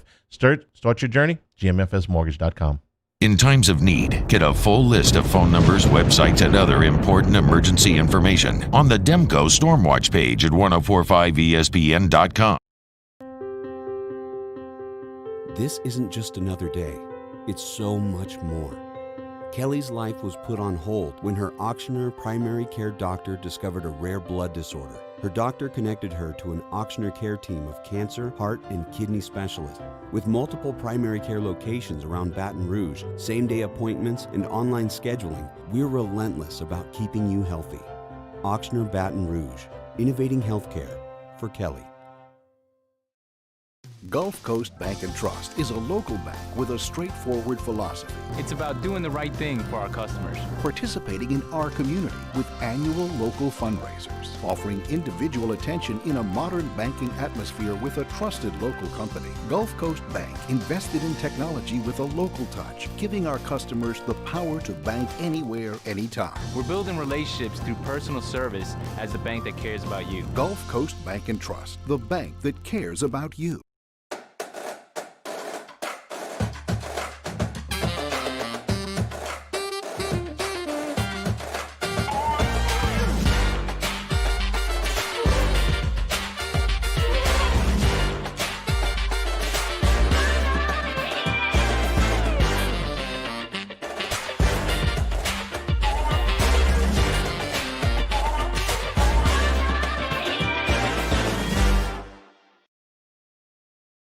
ServiceMaster Elite create clean, disinfected work environments. As a local business, we take pride in serving the New Orleans and Baton Rouge areas. Our cleaning protocols follow CDC and OSHA standards for healthcare settings, offices, senior living, restaurants, and industrial plants. Contact ServiceMaster Elite to get your operation ready for reopening with germ disinfection cleaning. ServiceMaster Elite, the trusted choice in professional cleaning since 1996. To all of our heroes working on the front lines of this COVID-19 pandemic, your bravery and selflessness represent the very best of us, and we want to say thank you. I'm asking everyone around the state to join me in celebrating the heroism of our healthcare professionals on the 19th of every month at 1900 hours, that's 7 p.m. Write a note of appreciation, make plans to donate to charitable organizations, or say a prayer. To learn more, visit 19thanks.org. Thank you, and God bless. At All-Star Toyota, you get it all. If you're in the market for an all-new Toyota vehicle, come see our friendly and knowledgeable sales team at All-Star Toyota. Located in Baton Rouge at the corner of Airline and Goodwood, we've been serving our community since 2005 by offering a large selection of new Toyota cars, trucks, and SUVs. Get behind the wheel of your dream car and take a test drive at All-Star Toyota today. Hey, it's Matt Moscona inviting you to join us for Tuesday's AFR presented by Insurance Network of Louisiana. Jamar Chase, Tyler Shelvin, TK McClendon. How does all the turnover affect LSU in 2020? We're discussing. Join us 3 to 6. 104.5 ESPN Baton Rouge.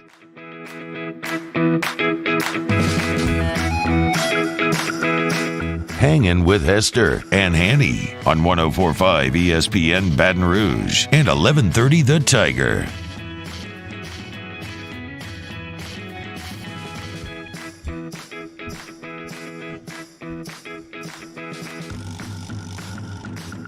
Hanging with Hester and Hanny and Hunt, who wore a shirt but didn't bring lunch today. But tell us about Hungry Howie's anyway. No lunch, but I got my Hungry Howie's shirt on here. We always tell you about Hungry Howie's. Proud to have them on every Tuesday and Thursday.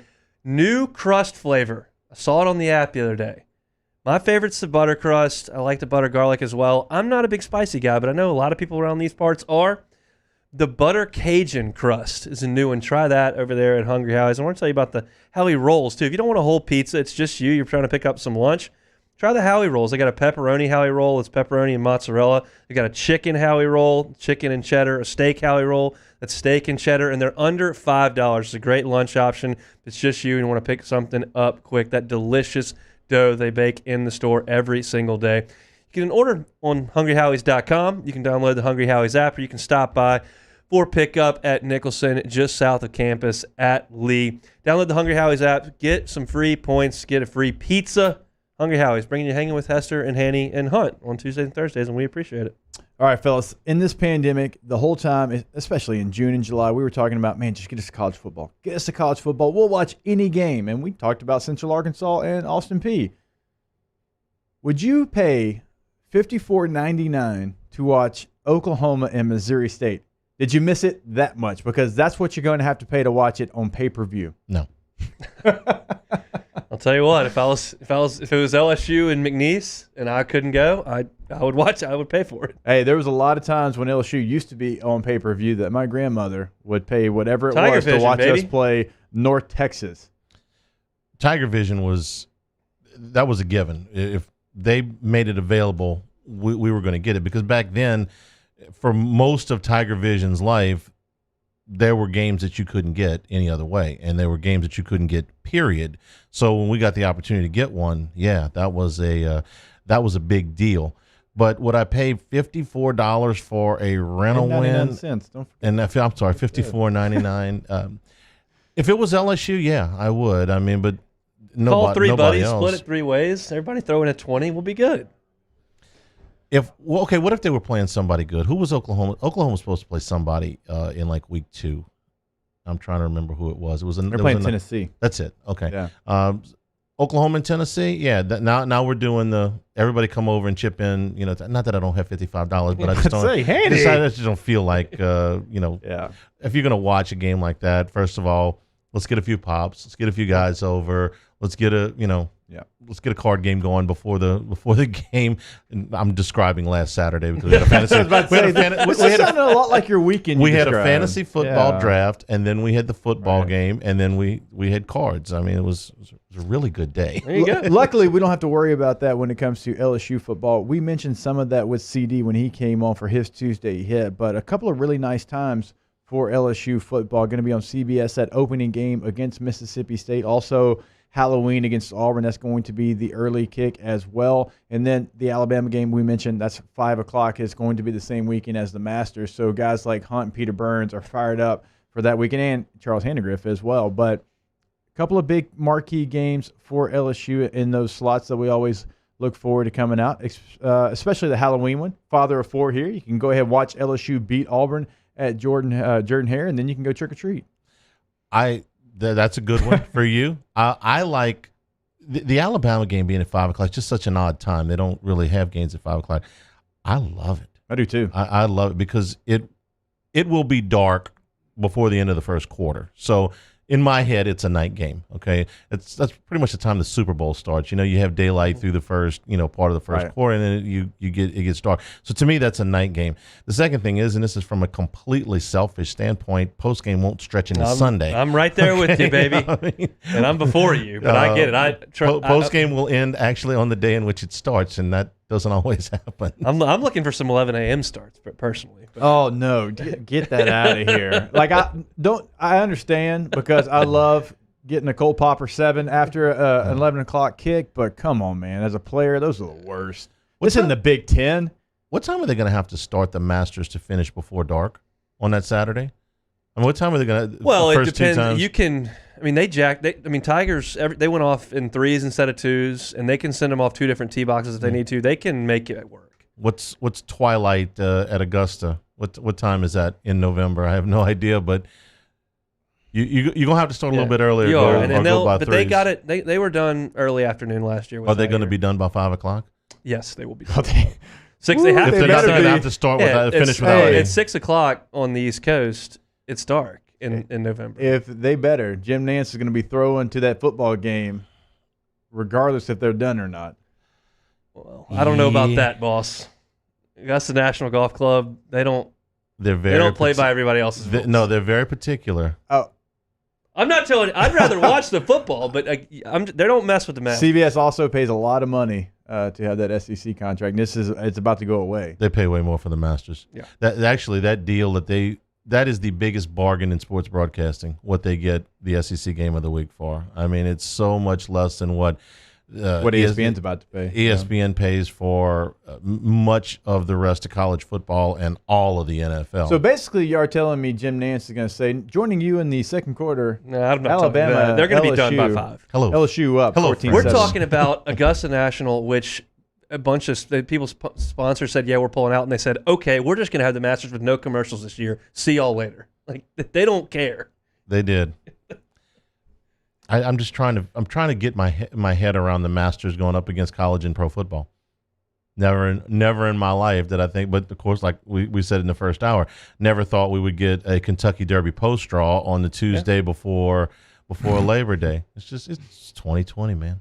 I'm trying to think in my head. I mean, I know that it's LSU Bama and it doesn't matter, but there will be games that day. I think I'll watch the Masters instead of whatever SEC games that day, which is not something that most people were going to say. No, I'll watch the Masters all day Thursday and all day Friday, and I'll watch it on Sunday. And I'll watch it on Sunday from 3 o'clock to the end of it. But no, the rest of the time is going to be for football. I wanted to make a note of this.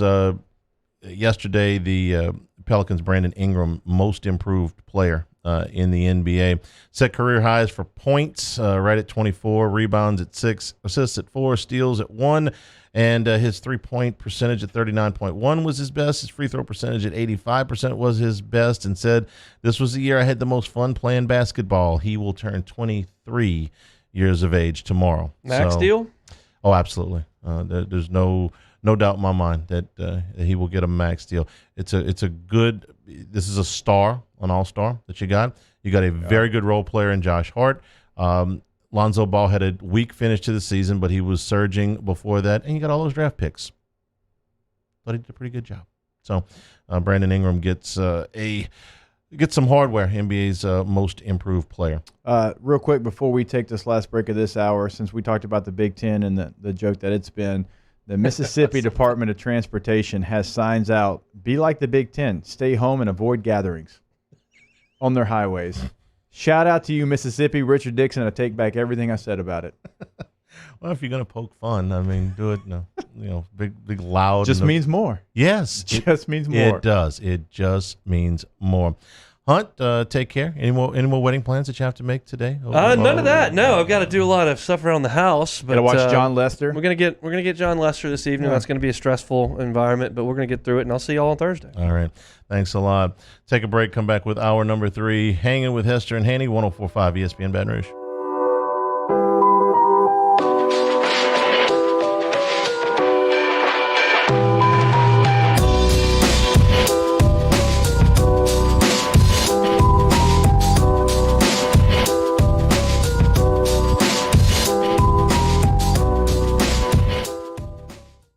Hangin' with Hester and Hanny. Are you a licensed contractor? There's lots of good contractors in Louisiana doing work the right way, but unfortunately, too many unlicensed contractors are working outside the licensing requirements. Working as a contractor in Louisiana requires a license for the company doing the work. The Louisiana State Licensing Board for Contractors wants to help you get licensed to allow you to conduct work legally. It's not difficult to get the license. We can help you. Go to lacontractor.org for more information. Licensed contractors, it's the law. At Corvell Toyota in Opelousas, you can get into a new Highlander for $4,000 off MSRP. Yes, $4,000 off MSRP, and we have many in stock. So come on down to Happy Town. That's Corvell Toyota in Opelousas. Happy Town, USA.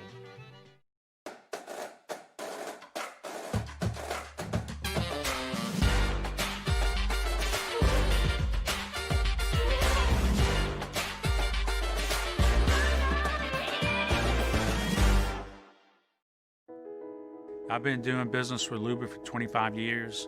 They're dependable, trustworthy. It's just the attention to detail with our clients. Our folks have years and years of experience. They're highly trained professionals, but many companies have that asset. What I'd like to think makes Luba a bit different is that we use those talents in a way that truly is dedicated to serving the needs of the folks who depend on us. Gulf Coast Office Products is a nationally recognized Savin office equipment dealer based right here in Louisiana. Over 100 employees strong, Gulf Coast has the boots on the ground to support all vertical markets, from education, engineering, legal, and finance. With the latest in office technology, from desktop to production segment units, Gulf Coast and Savin have the perfect fit for you. Call 225-756-2644. That's 756-2644 for Gulf Coast Office Products. At All-Star Toyota, you get it all. If you're in the market for an all-new Toyota vehicle, come see our friendly and knowledgeable sales team at All-Star Toyota. Located in Baton Rouge at the corner of Airline and Goodwood, we've been serving our community since 2005 by offering a large selection of new Toyota cars, trucks, and SUVs. Get behind the wheel of your dream car and take a test drive at All-Star Toyota today.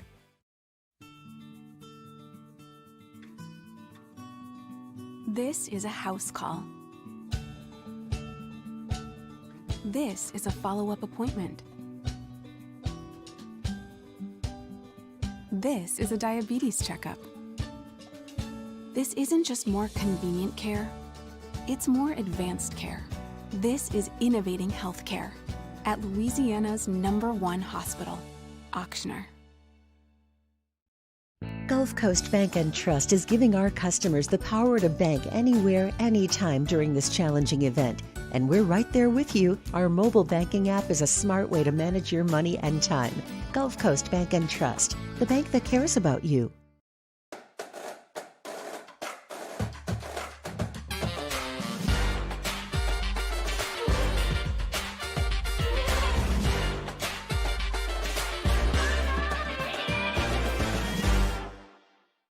Hi, this is Chance Inman, President and Chief Operating Officer for Janney King Gulf Coast.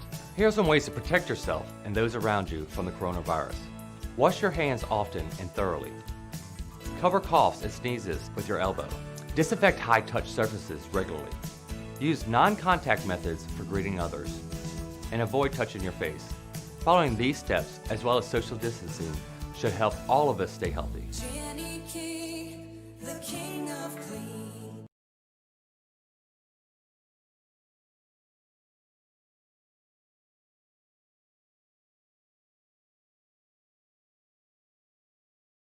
Hand Injury Lawyers.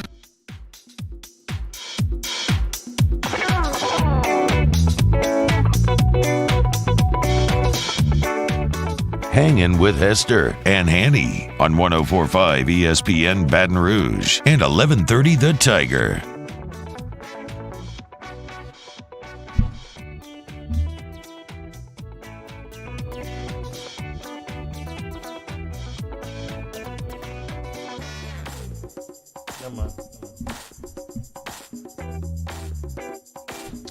Hour number 3, Hanging with Hester and Hanny, 104.5 ESPN Baton Rouge, 1130 The Tiger. And if you're watching along with us on CST or YouTube channel 104.5 ESPN, if you want to go back the Hanging with Hester and Hanny page, you can do that as well for prior interviews. Get with us in the Bayou Ford chat on YouTube if you'd like to communicate with us that way. New Orleans Saints have sent out guidelines today regarding how the team could open the Superdome to fans during the pandemic. Here's a quote. It says, Governor Edwards and Mayor Cantrell, along with their staffs, have been extremely supportive of our hosting fans as long as it is safe to do so. The Saints greatly appreciate their leadership and efforts to keep our community safe. We have met with our state and local government officials to review our comprehensive health and safety plan to allow us to host fans in the Superdome this season while protecting the health of our fans, players, staff, and community. The team said the plan can only be implemented when the government leaders have determined that the rate of infection, positivity rate of testing, and the ability of the healthcare system to treat patients meet acceptable thresholds. State officials have given their approval for fans to attend the Week 3 game against the Green Bay Packers on September the 27th. So, this is good news.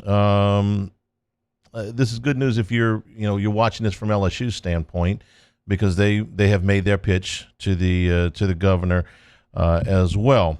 Now, Mayor Cantrell was also quoted saying, "At this time, I'm not even thinking about September the 27th," but added that she is happy to continue working with the Saints on a plan to return to the Superdome. I'm going to try to keep the politics out of this, especially where it comes to the mayor of New Orleans and the things that she has shut down. And I'll just talk about the fans in the stadium, because I've got quite a few thoughts about the governor and the mayor's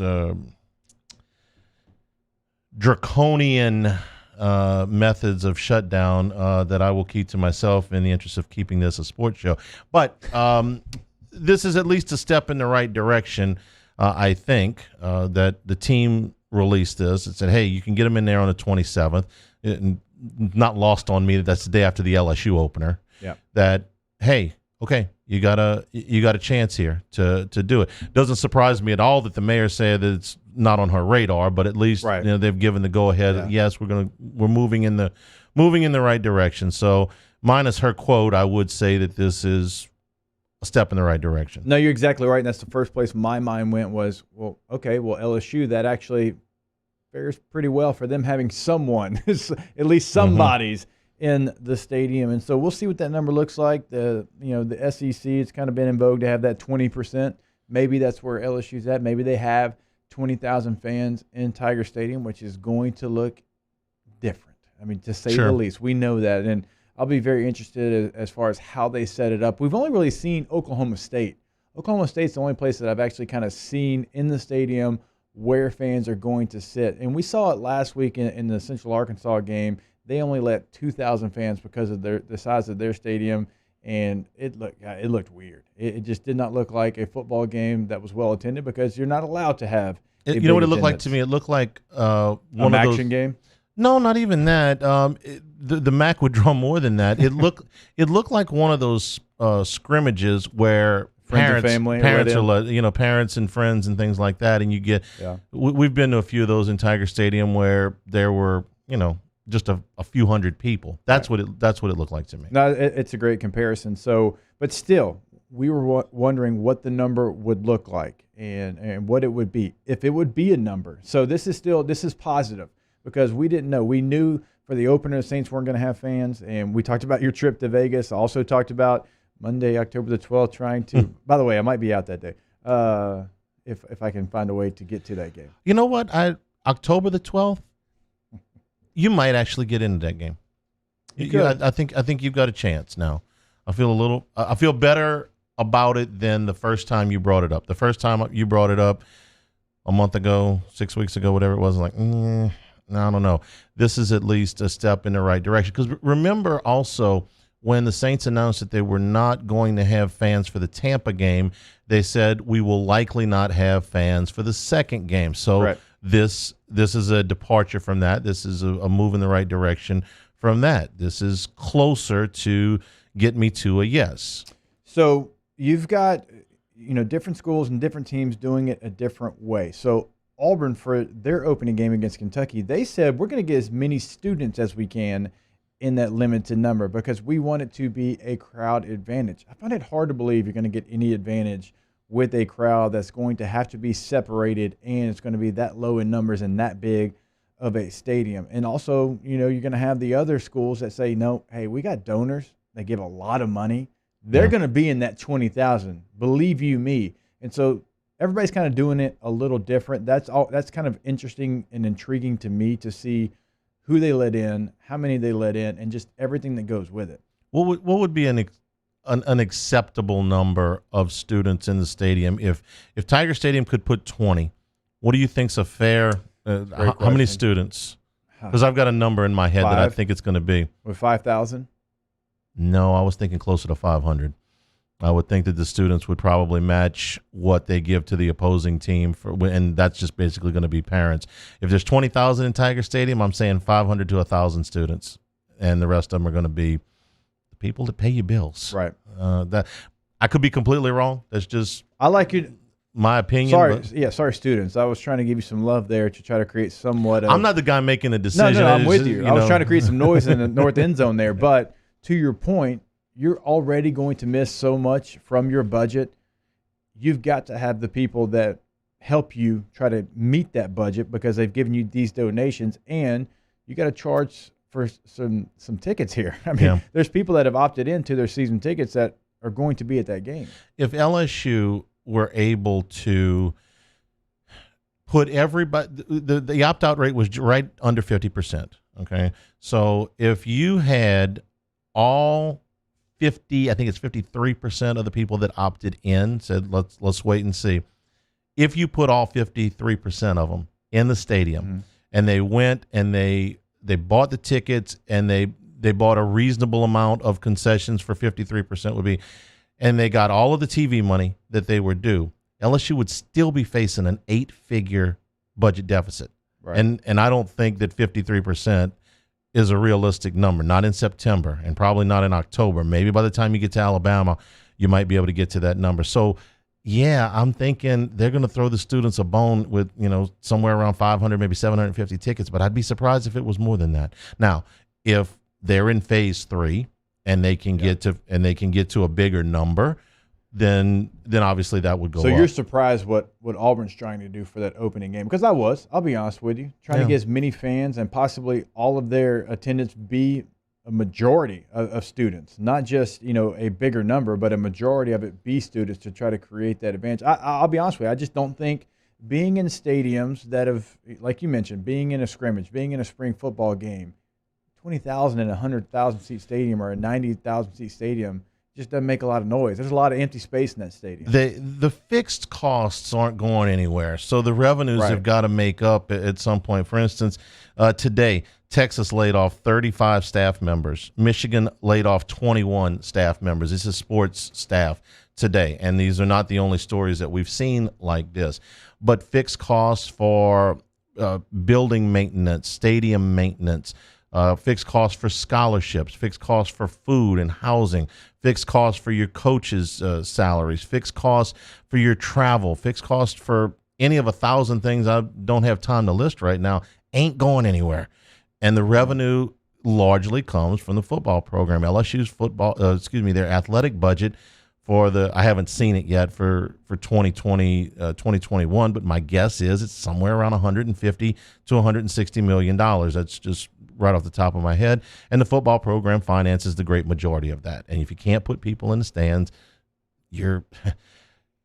there's going to be a budget shortfall. It's just a matter of how much it's going to be. And at this point, you're going to say, hey, listen, we'd love to put the students in there, but we're not going to give 5,000 of our 20,000 or 25,000 tickets to the students who don't pay for them or don't make the donations therein, which stinks. I mean, it's a big part of the university experience to be able to go. How many typical fans, student fans?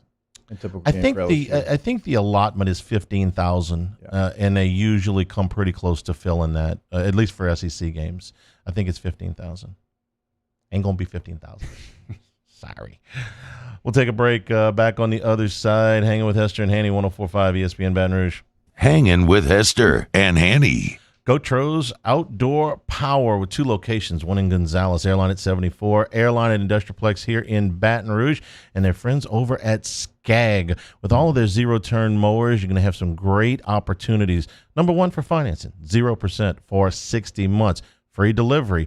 And with all of your Skag zero-turn mowers, there is the Simply the Brave program that gives a 15% discount off MSRP for all of our first responders, all of our police, fire, and all of our medical personnel. You heard Hanny mention free delivery there, right? So if you're in Shreveport or another surrounding area, either listening to us on 1130 The Tiger or watching on CST, and you want to find more information, well, go to their website, gotrosoutdoorpower.com. There you can find the pictures. You can see the features of everything that they can offer you with their Skags, and that way you can make a better decision to get that free delivery. I can promise you, seeing these things up close and personal, you're going to absolutely love all the Skag Power equipment they have over there at GoTro's. That's GoTro's. We make it easy. Off the Bench, hanging with Hester and Hanny. After further review and more are all live daily on the 104.5 ESPN Baton Rouge YouTube channel. Subscribe now to interact with us inside the live chat driven by Bayou Ford. Are you a licensed contractor? There's lots of good contractors in Louisiana doing work the right way, but unfortunately, too many unlicensed contractors are working outside the licensing requirements. Working as a contractor in Louisiana requires a license for the company doing the work. The Louisiana State Licensing Board for Contractors wants to help you get licensed to allow you to conduct work legally. It's not difficult to get the license. We can help you. Go to lacontractor.org for more information. Licensed contractors, it's the law. This isn't just another day. It's so much more. Kelly's life was put on hold when her auctioneer primary care doctor discovered a rare blood disorder. Her doctor connected her to an auctioneer care team of cancer, heart, and kidney specialists. With multiple primary care locations around Baton Rouge, same-day appointments, and online scheduling, we're relentless about keeping you healthy. Auctioneer Baton Rouge, innovating healthcare for Kelly.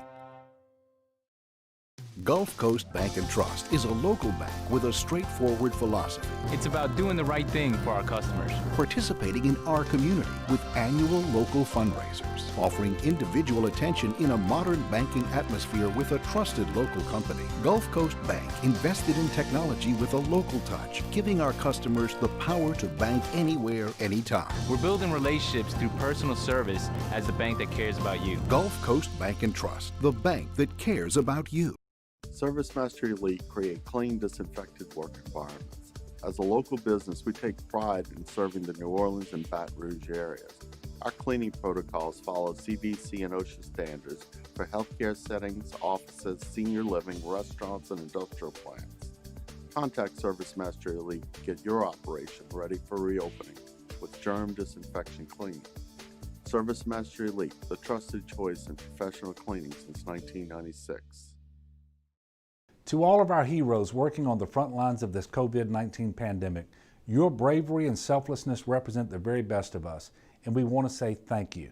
I'm asking everyone around the state to join me in celebrating the heroism of our healthcare professionals on the 19th of every month at 1900 hours, that's 7 p.m. Write a note of appreciation, make plans to donate to charitable organizations, or say a prayer. To learn more, visit 19thanks.org. Thank you, and God bless. At All-Star Toyota, you get it all.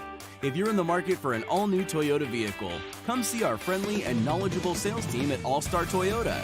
Located in Baton Rouge at the corner of Airline and Goodwood, we've been serving our community since 2005 by offering a large selection of new Toyota cars, trucks, and SUVs. Get behind the wheel of your dream car and take a test drive at All-Star Toyota today. Join us for a Tuesday edition of Game Time with Jimmy Ott and Ben Mintz. The guys are live from Doe's Eat Place on Government Street talking football, NBA playoffs, and a whole lot more. Game Time, 6 to 8 p.m. on 104.5 ESPN Baton Rouge.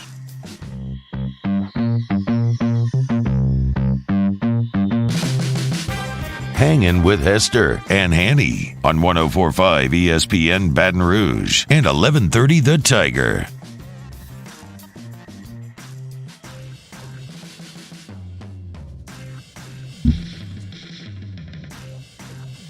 We are brought to you by Richard's Honda, home of the warm and fuzzy feeling.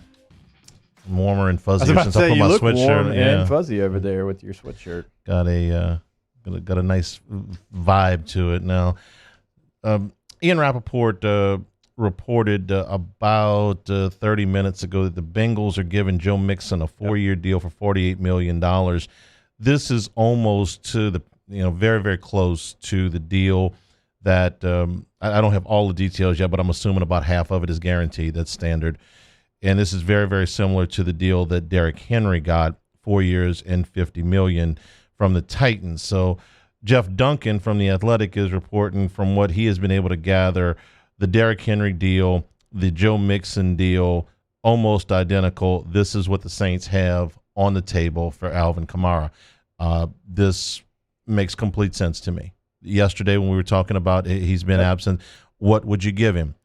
I would give him Derrick Henry's contract. And that's what the Bengals gave Joe Mixon. I wouldn't give him Ezekiel Elliott's contract. I wouldn't give him Christian McCaffrey's contract, and I certainly wouldn't give him a contract that looked like what the Rams gave Todd Gurley.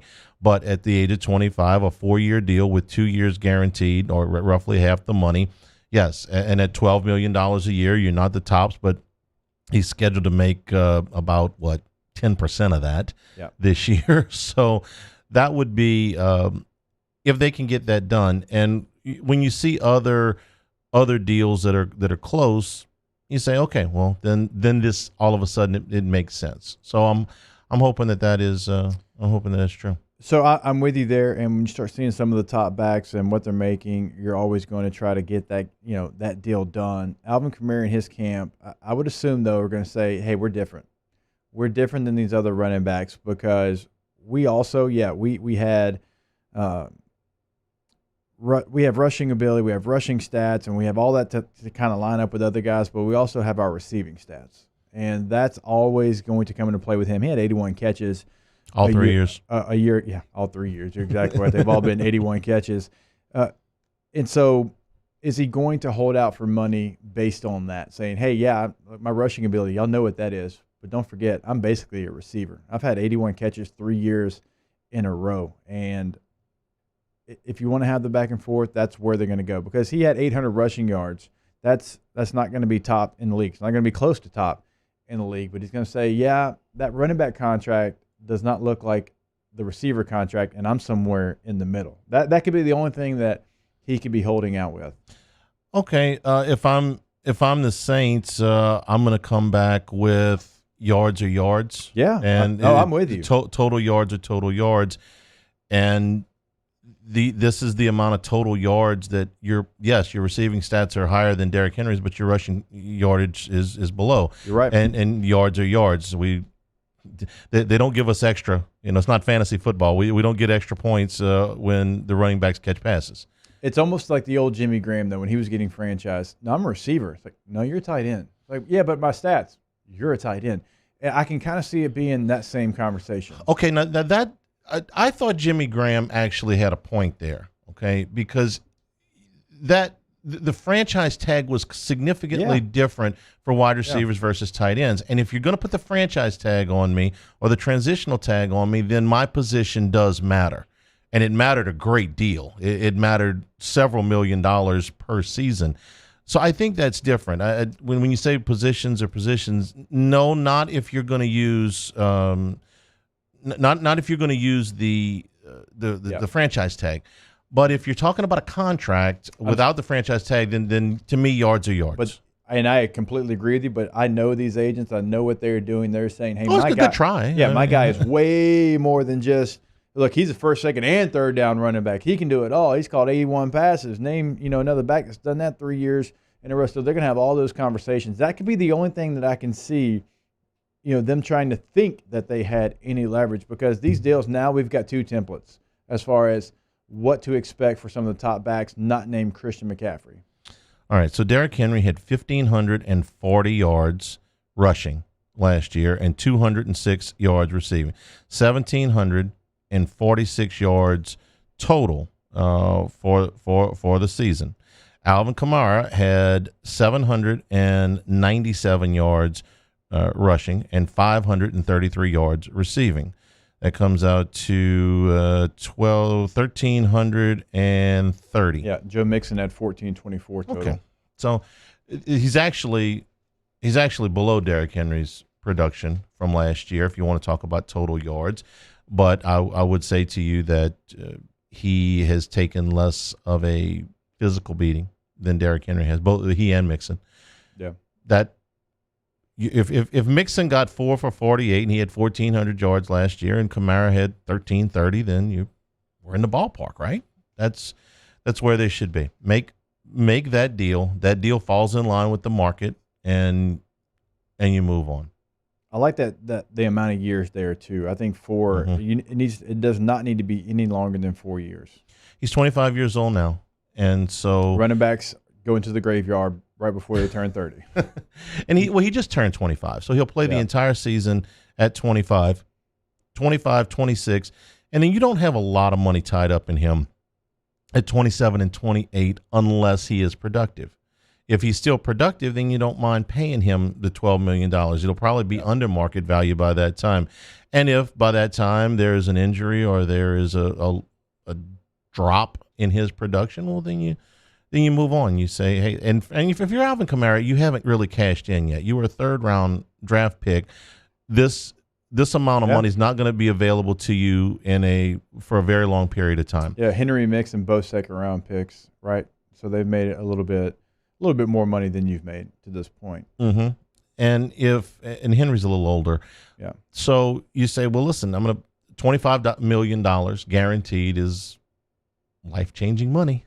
I mean, that is really life-changing money. If you're at all smart with it, you're set for life. So as long as you don't, go crazy. No, it's not Patrick Mahomes money. It's not Russell Wilson money. It's not Aaron Rodgers money, but it's a lot of money. Your choices are to go back and try to play this into free agency next year.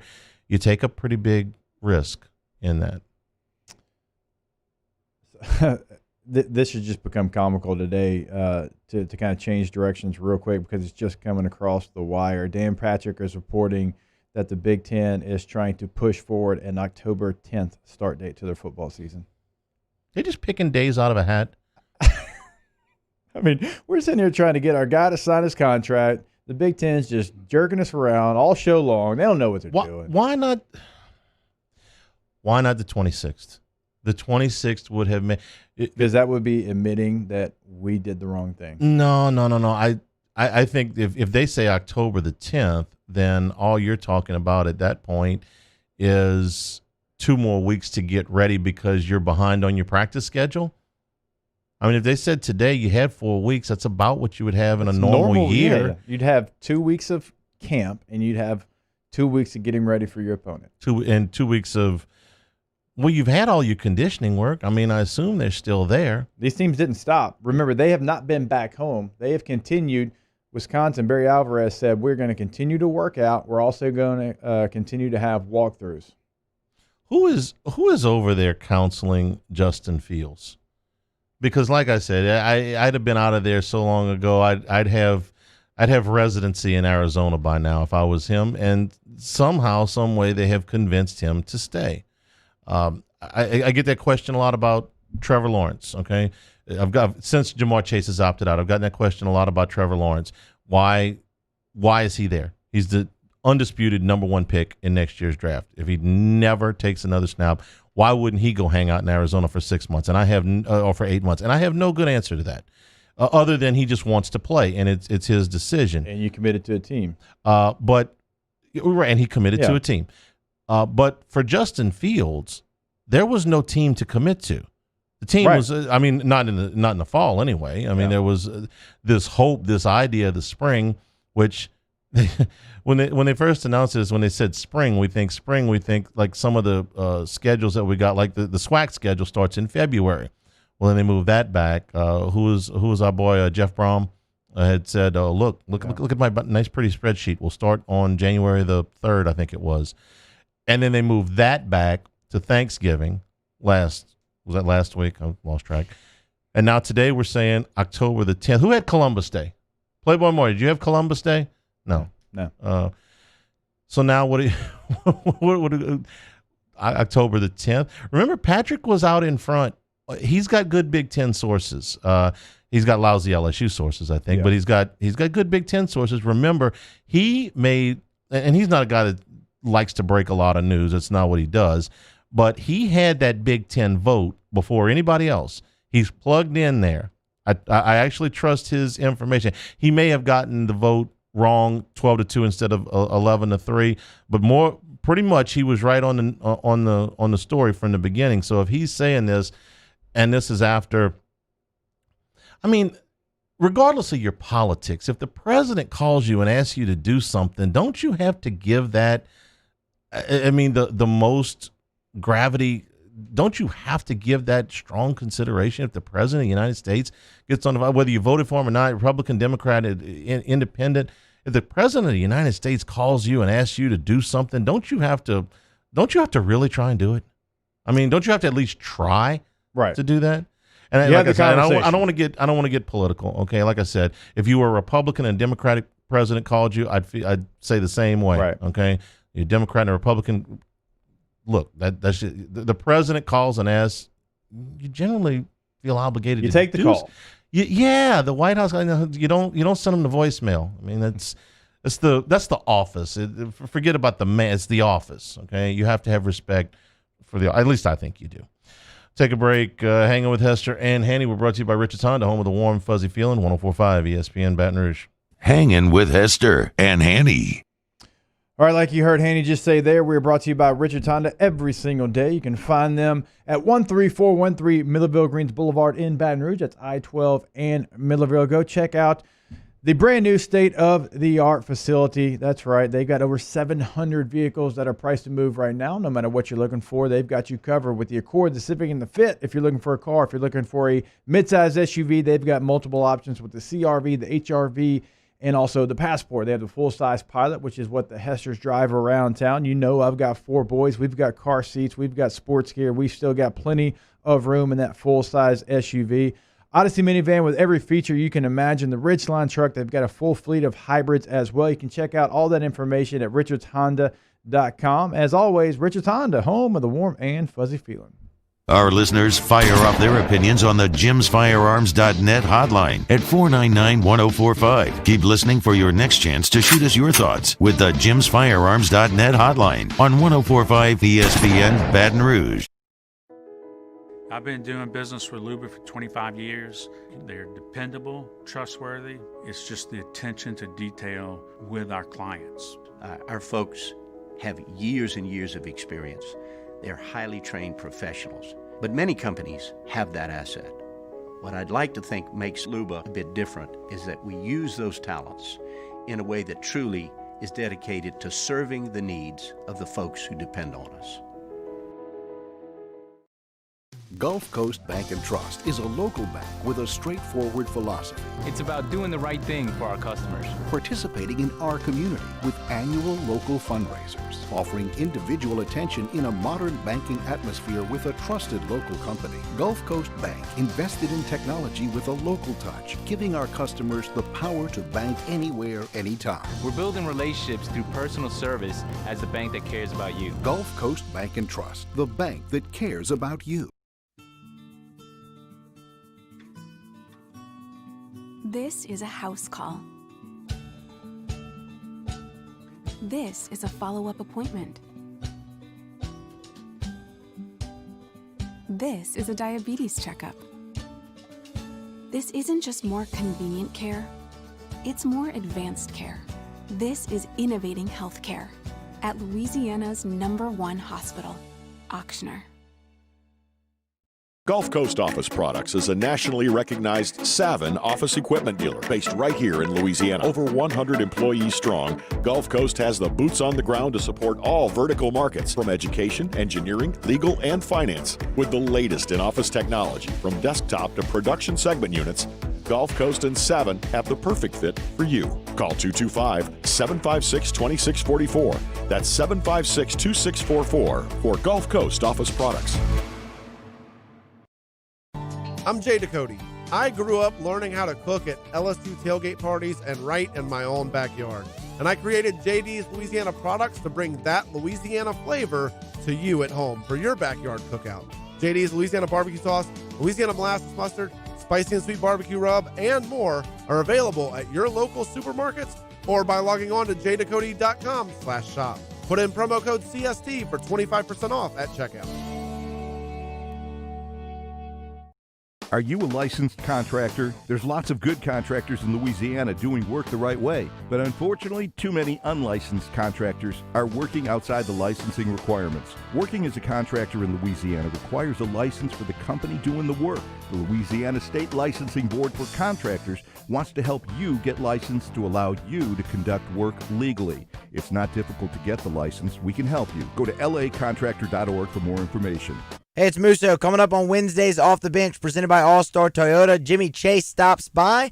We get you caught up on the latest from LSU and Saints camp. We take you through the latest edition of Would You Rather Wednesday. Off the Bench, 104.5 ESPN Baton Rouge.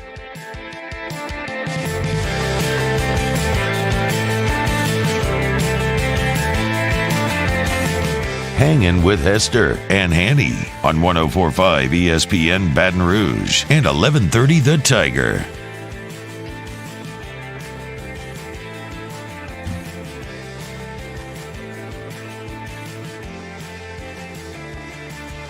We're brought to you by Richards Honda, home of the warm and fuzzy feeling. Hanging with Hester and Hanny. We got some times of some of the big games in the SEC and some of the smaller games in case you missed this earlier. So I'm just going to kind of give them to you in order that we know. You give me a thumbs up, thumbs down here, Hester, on LSU's times that we found out today. Home opener, CBS 2:30 against Mississippi State. Love it. Yeah? Thumbs up. I do. I like it because real quick, as a player, and everything that's happened with LSU football, right? And the guys that have opted out and all those things, and Mississippi State going to be an underdog still. Well, as a coaching staff, you can say, hey, CBS thought this is going to be one of the best games. They put it that 2:30 time slot that we always talk about. They obviously feel like this is the best game of the opening weekend. Right? So you can coach off that. You can say, hey, y'all are 2 touchdown favorites. Well, okay, CBS doesn't think so. They think it's going to be a really good game. You can do all those tactics that you can. Second week, Vanderbilt, SEC Network, 6:30. You don't care, do you? I mean, if my guy Tom Hart and Cole Kubick are on the call, I'll enjoy that. That's about all. going to be it's going to be a walkover. So whenever it is. Missouri has not yet been given a time. I thought it was just conference games this year. What are they doing playing? Oh, wait, Missouri's in the conference. I forgot. Yeah, did you see what I did there? Saturday, October 17th, Florida, 2:30. Love it. ESPN. It's going to be hotter than hot, though, but it always is there. Yeah, October 17th. It'll still be hot. South Carolina doesn't have a time yet. Auburn, 2:30 on Halloween Day. Again, CBS. For selfish reasons, I like the 2:30 kick because I can still trick-or-treat with the kiddos. If trick-or-treating is on Saturday, I don't have kids that age, so I don't understand. I don't know, but don't they move it to another day if it's a Saturday? I'm going to be knocking on doors on Saturday. I don't know about anybody else. Saturday seems like a prime trick-or-treat day for me. Okay. Real quick, I do have a point about when you have a game like that at Auburn, I'd rather that game be during the day because going to an opponent's stadium and playing at night, I think is more difficult, even without fans, because you're sitting at the hotel all day. You're having that extra meeting. You start to chase ghosts as a coaching staff because you have that extra time. I like to go ahead, have that game early as you possibly can to be able to go out there and just play football and not overthink everything. I've heard that from so many players and former players that 2:30 spot is perfect. The 11 o'clock start, you got to get up earlier than you want to, and the pregame meal isn't exactly breakfasty. No, don't ask for breakfast. Get yelled at. So this is sort of the perfect thing. And then Alabama at 5 o'clock, and this is November the 14th. So you're in the middle of November. It's daylight savings time. It'll be dark, certainly by the end of the first quarter, if not in the middle of the first quarter. So it'll sort of feel like a night game. CBS, 5 o'clock. You okay with that? Good with that. Yeah. I think it's different. It's not what they've typically been. This game last year changed times, and of course it's been a later kick more times than not. But yeah, that actually sounds like a good spot for it. And if you're not going to have, my deal is the night game, the tailgating and all that stuff. The campus is hopping. Well, the last time Alabama came here, I know it didn't go the Tigers' way on the field, but everything that led up to it was the best atmosphere I've ever seen in any event, pro, college, concert, anything that I've ever seen. It was off the hook. And then the last three games of the season we haven't gotten word on yet. That's Arkansas, A&M, and Ole Miss. The SEC put Alabama and A&M in the 2:30 spot. Put Alabama and Georgia in the CBS primetime game. Yeah. That's a solid pick. I mean, LSU and Alabama would have been a good pick too, but Alabama and Georgia, I got no problem with that. Georgia and Florida, the cocktail party is in its traditional 2:30 spot. And I didn't realize this, but they have not yet set a time on the SEC championship game yet. And I guess they're waiting because I don't really know what they'd be waiting on. I don't quite understand why, but that was some of the scheduling stuff that we got today. Ed Ogeron today. One of the other stories we didn't get to was recruiting. It was a good recruiting weekend for LSU, but Ogeron is also expecting a little bit more coming soon. Really, we're looking for offensive linemen, and I think that we're in there for some great offensive linemen. Obviously, still looking for the best players available. We'd love to get another great running back. Love to get a couple of more defensive linemen that we're after. We have some great defensive linemen we're after. The best player available. We went over the board yesterday. We've got some great choices, and a lot of guys want to come to LSU right now. And he went on to say he thinks that there are two more that are sort of imminent, but didn't. That wasn't a part of the clip. The recruiting has continued to go well. They have not really skipped a beat there. And that's really being handcuffed for what you normally could recruit off of. You'd be able to show them the Heisman Trophy, show them the national championship trophies, and that stuff plays. And it seems like, well, they know that they're the champions. Yeah, but, we like shiny things. You like to go in there. You like to see them and all those different things. LSU's just built a brand new football operations building, right? So they wanted to show that all for a full football season and all the momentum. So even without that, they've done a fantastic job, and they've got a real chance to close out this class and have a top 3 class in the country. They already sit in this 2021 class at the number 3 composite spot, and they've still got 7 scholarships to offer. The teams ahead of them, Alabama, Ohio State, have given out or have gained more commitments than they have, so they still have room to jump there as well. One more from Ed, and this was how the practice schedule has evolved as we are less than 4 weeks to the opener. Well, the good thing about it is dog days are over with this new schedule. I mean, it's usually going 2-a-days, usually practicing every week. These guys are only practicing 4 days a week, and they got 3 days off. So, we need to get better. We had a hot day yesterday. It was very humid. We needed that to get in game shape. And this is going to be a tough week. This is going to be today. We got goal line coming in. We're in full pass. We got a big scrimmage on Friday. I told our guys this is a big physicality week, and it'll probably be the last week of a physicality week. And we have a preseason game 1 on Friday, preseason game 2 the next Friday, preseason game 3 the Friday after, and then we're going to be ready to play. Wow. All right, so he kind of tripped me up there a little bit when he said this is the last big week of physicality, but then he talked about the 3. He calls them preseason games and scrimmages the next 3 weeks. I'm guessing thud for that. So probably this week you're going, he mentioned goal line. That's to the ground. You probably got some periods where you say, hey, everybody's live outside of probably the quarterback. And then when you get in those preseason games, which he calls them because he likes to have it like a pro-style schedule, well, then you start to back off because you've got a game coming up, because that's how LSU views them, because on that Saturday, that's when you're going to be able to be physical. So for the totality of the week, it's not going to be as physical as this week, but at the end of it, you're still going to have that to-the-ground tackling, scrimmage-type scenario where you have different situations. Today's show is also brought to you in part by Louisiana Health and Injury Centers, helping you deal with pain, manage pain, ease pain. Whether it's been an auto accident or you had an injury, an old sports injury that's nagging you, or you're just getting a little bit older and things hurt that didn't used to hurt. One of my problems. Whether it's a herniated disc, a muscle or ligament strain, neck or back discomfort, let them ease your suffering as they've done for me and other members of my family. A series of exercises and stretches may help, but you may need dry needling. You may need electric nerve stimulation, ultrasound, or cryotherapy. 4 locations, Louisiana Health and Injury Centers, 13406 Airline Highway, 2832 Plank Road, 467 Oak Plaza Boulevard in Brewley, and on Jefferson Highway near Drusilla, with easy access from both I-10 and I-12. Dr. Michael Goff, Louisiana Health and Injury Centers. Ask Us is next. That is in the Bayou Ford chat on YouTube. Join us there. Ask your questions. Hanging with Hester and Hanny, 104.5 ESPN Baton Rouge. Hanging with Hester and Hanny.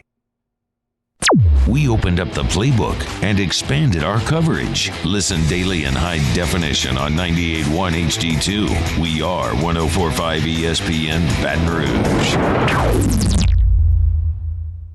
Here at the Big Squeezy, we continue to serve the Baton Rouge and Southeast Louisiana areas during these troubling times. We are dedicated to providing you healthy food items to help you live your best life. From our cold-pressed juices to our delicious smoothies, let the Big Squeezy keep you going. Stay active, stay happy, and let us help you stay healthy. Visit us at our locations and also inside of Alexander's and Mathern's grocery stores or online at thebigsqueezy.com. This isn't just another day. It's so much more. Kelly's life was put on hold when her auctioneer primary care doctor discovered a rare blood disorder. Her doctor connected her to an auctioneer care team of cancer, heart, and kidney specialists. With multiple primary care locations around Baton Rouge, same-day appointments, and online scheduling, we're relentless about keeping you healthy. Auctioneer Baton Rouge, innovating healthcare for Kelly. Oh, hey, what's up? It's Big D and Bubba, 100.7 The Tiger Morning Show. We'd love for you to join us every weekday, 4 a.m. till 9 a.m. Yeah, everything you want in a show. Country music. We got laughs. We got celebrity in-studio guests. We just need you. Join us every weekday morning, 4 a.m. to 9 a.m., right where it all started. That's right. Louisiana's country station, 100.7 The Tiger. ServiceMaster Elite create clean, disinfected work environments. As a local business, we take pride in serving the New Orleans and Baton Rouge areas. Our cleaning protocols follow CDC and OSHA standards for healthcare settings, offices, senior living, restaurants, and industrial plants. Contact Service Master Elite to get your operation ready for reopening with germ disinfection cleaning. Service Master Elite, the trusted choice in professional cleaning since 1996. To all of our heroes working on the front lines of this COVID-19 pandemic, your bravery and selflessness represent the very best of us, and we want to say thank you. I'm asking everyone around the state to join me in celebrating the heroism of our healthcare professionals on the 19th of every month at 1900 hours, that's 7 p.m. Write a note of appreciation, make plans to donate to charitable organizations, or say a prayer. To learn more, visit 19thanks.org. Thank you, and God bless. At All-Star Toyota, you get it all. If you're in the market for an all-new Toyota vehicle, come see our friendly and knowledgeable sales team at All-Star Toyota. Located in Baton Rouge at the corner of Airline and Goodwood, we've been serving our community since 2005 by offering a large selection of new Toyota cars, trucks, and SUVs. Get behind the wheel of your dream car and take a test drive at All-Star Toyota today. I've been doing business with Luba for 25 years. They're dependable, trustworthy. It's just the attention to detail with our clients. Our folks have years and years of experience. They're highly trained professionals, but many companies have that asset. What I'd like to think makes Luba a bit different is that we use those talents in a way that truly is dedicated to serving the needs of the folks who depend on us. Gulf Coast Office Products is a nationally recognized Savin office equipment dealer based right here in Louisiana. Over 100 employees strong, Gulf Coast has the boots on the ground to support all vertical markets from education, engineering, legal, and finance. With the latest in office technology, from desktop to production segment units, Gulf Coast and Savin have the perfect fit for you. Call 225-756-2644. That's 756-2644 for Gulf Coast Office Products. Hey, it's Matt Moscona inviting you to join us for Tuesday's AFR presented by Insurance Network of Louisiana. Jamar Chase, Tyler Shelvin, TK McClendon. How does all the turnover affect LSU in 2020? We're discussing. Join us 3 to 6. 104.5 ESPN Baton Rouge.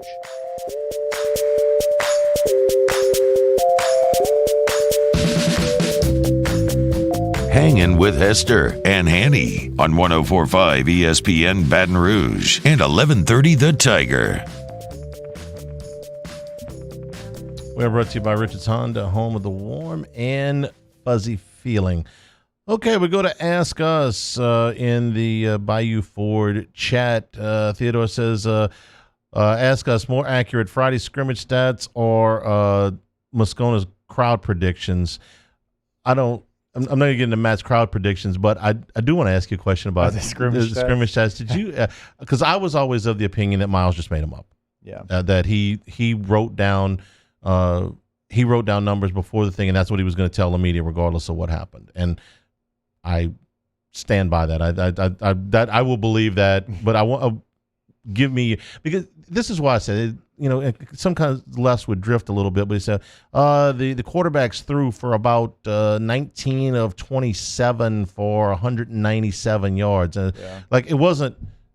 Oh, they threw for about 200 yards. They threw for about 197 yards. Yeah, you know, so I always figured that whatever side won the opening scrimmage, the other side was going to win the other scrimmage. I don't know. Did you ever pay attention to what Les told the media about stats? No, and I don't know if he did it back when I was playing. He did. He may. Okay. He did. Well, I didn't pay attention. When they started closing scrimmages, which is what they started doing. When DiNardo was here, you could go watch. Yeah.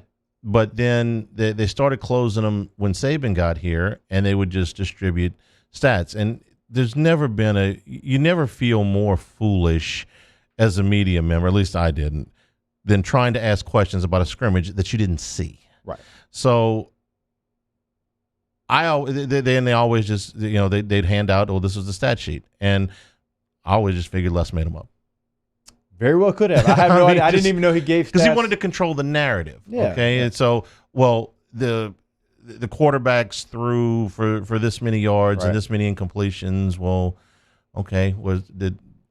were there drops? How many interceptions did he throw? And like I said, he tried to balance them out to control the narrative, because if you go out there and say, well, the quarterback went 4 for 21 today. Oh, well, that's really bad. Okay. I want to say, and correct me if I'm wrong, and obviously I pay attention to it way more now that I'm not a player and I'm covering the team. I feel like Ed is pretty close to accurate as far as if somebody has a bad scrimmage, it's like quarterback-wise, the first couple of years, he would throw those numbers out there. It seemed like it. I think Ed's been a little bit more. 10 of 21, he's been 87 yards. More forthcoming for sure. Ask us, who would have won in between LSU and USC back in 2003 if the title game would have been played? Bias aside, thanks. So this was my deal back then, and I still hold to this two parts of it. If they play the game at the Rose Bowl, USC wins. They play the game in the Superdome, in the Sugar Bowl, LSU wins. If they play on a field in Chicago, man, it's close. I mean, it's really, really close. I think if they play them in the Dome, LSU's got them. They play them at the Rose Bowl, I'm going to give the edge to SC. On a neutral field, it's a stone cold pick in my book. When I look at the defense that LSU had in 03, and I paid a lot of attention to LSU because that was the year I was getting recruited.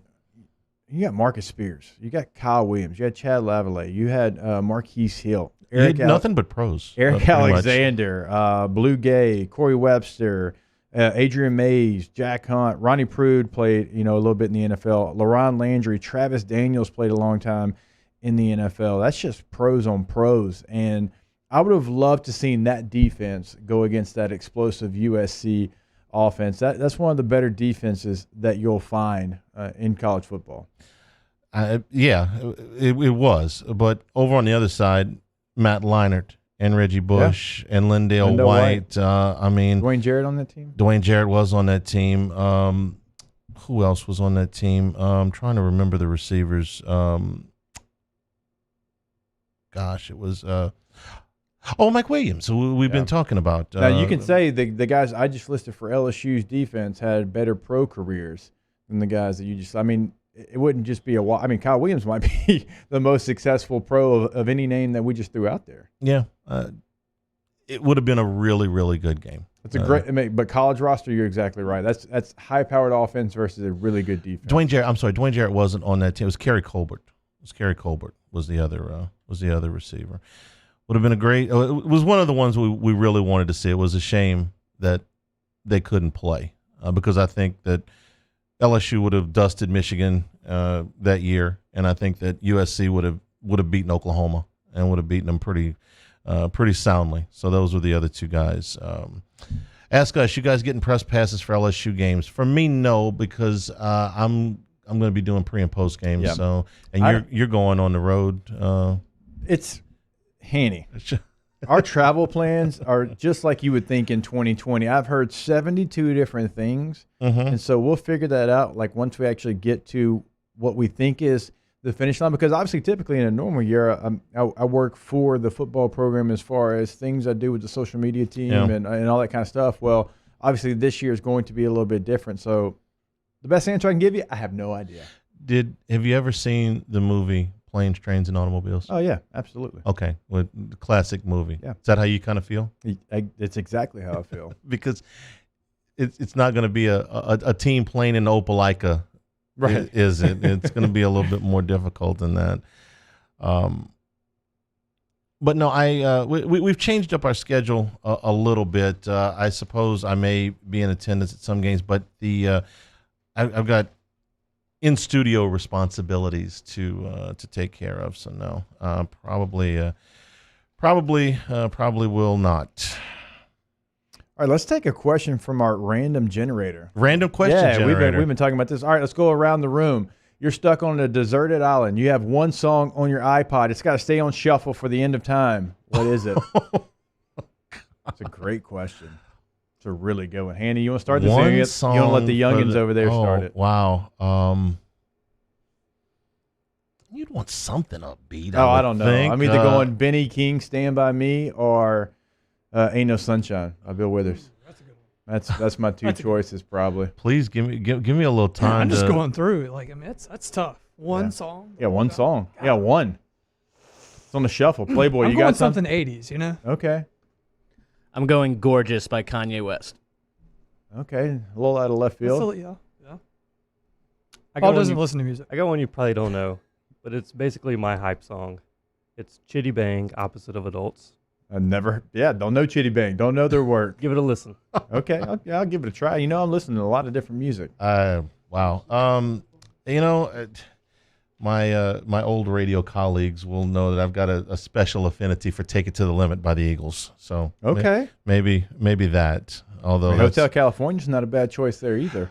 I feel like I've heard Hotel California enough times. Great song. I mean, great song. But give us another one. We got a minute. Got a minute left. Your favorite day of the week? Thursday. That's a college answer. Thursday, baby. That is so a college answer. It's not bad though. I mean, it's Saturday. It's Saturday 1A, and then the rest of the debate is They're what's for your the second boys. favorite Yeah, day. Saturdays. Yeah. So Thursday's pretty solid because you're getting in that Friday mood. Mm-hmm. So I'll go with Thursday. Okay, I like that. Paul? Give me Sunday. I thought he was going to say Monday. That is see, Josh gives us a college answer. Yeah. That's a Paul answer. That's a Paul answer. It's totally Friday. For me, just the anticipation of you start to see people in their RVs get to town. You can feel a game coming up. You got something to look forward to on Saturday. I'll go with Friday. Sometimes the anticipation is just as good. Oh, 1 minute. Sorry. Oh, 1 minute. That's your 1 minute warning. Okay. All right, real quick. What's the worst job you've ever had? One summer, I worked for an inventory service. Oh, that sounds when I was terrible. in college. No, it's every bit as awful people, awful company, awful job. Did it for 2 months. I had to. I was a vendor at the Shreveport Mudbugs hockey games, carrying Cokes and popcorn and cold Bud Lights up and down the aisles of the Hirsch Coliseum. That wasn't very fun. Umpiring kids baseball. Yeah, it's terrible. Playboy. I was a counselor in training at a summer camp, and as bad as you would think. All right, we know Paul's answer. Having to work with Moscona from 3 to 6. I'm happy nobody said this one, right? Absolutely. Thanks to everybody for participating today. For Josh Ward, for Paul O'Neill, for Playboy Morty and Jacob Hester, I'm Charles Hanagriff saying thank you and good afternoon. Stay tuned for AF Baton Rouge. Hangin' with Hester and Hanny. Are you a licensed contractor? There's lots of good contractors in Louisiana doing work the right way, but unfortunately, too many unlicensed contractors are working outside the licensing requirements. Working as a contractor in Louisiana requires a license for the company doing the work. The Louisiana State Licensing Board for Contractors wants to help you get licensed to conduct work legally. It's not difficult to get the license. We can help you. Go to lacontractor.org for more information. Licensed contractors, it's the law.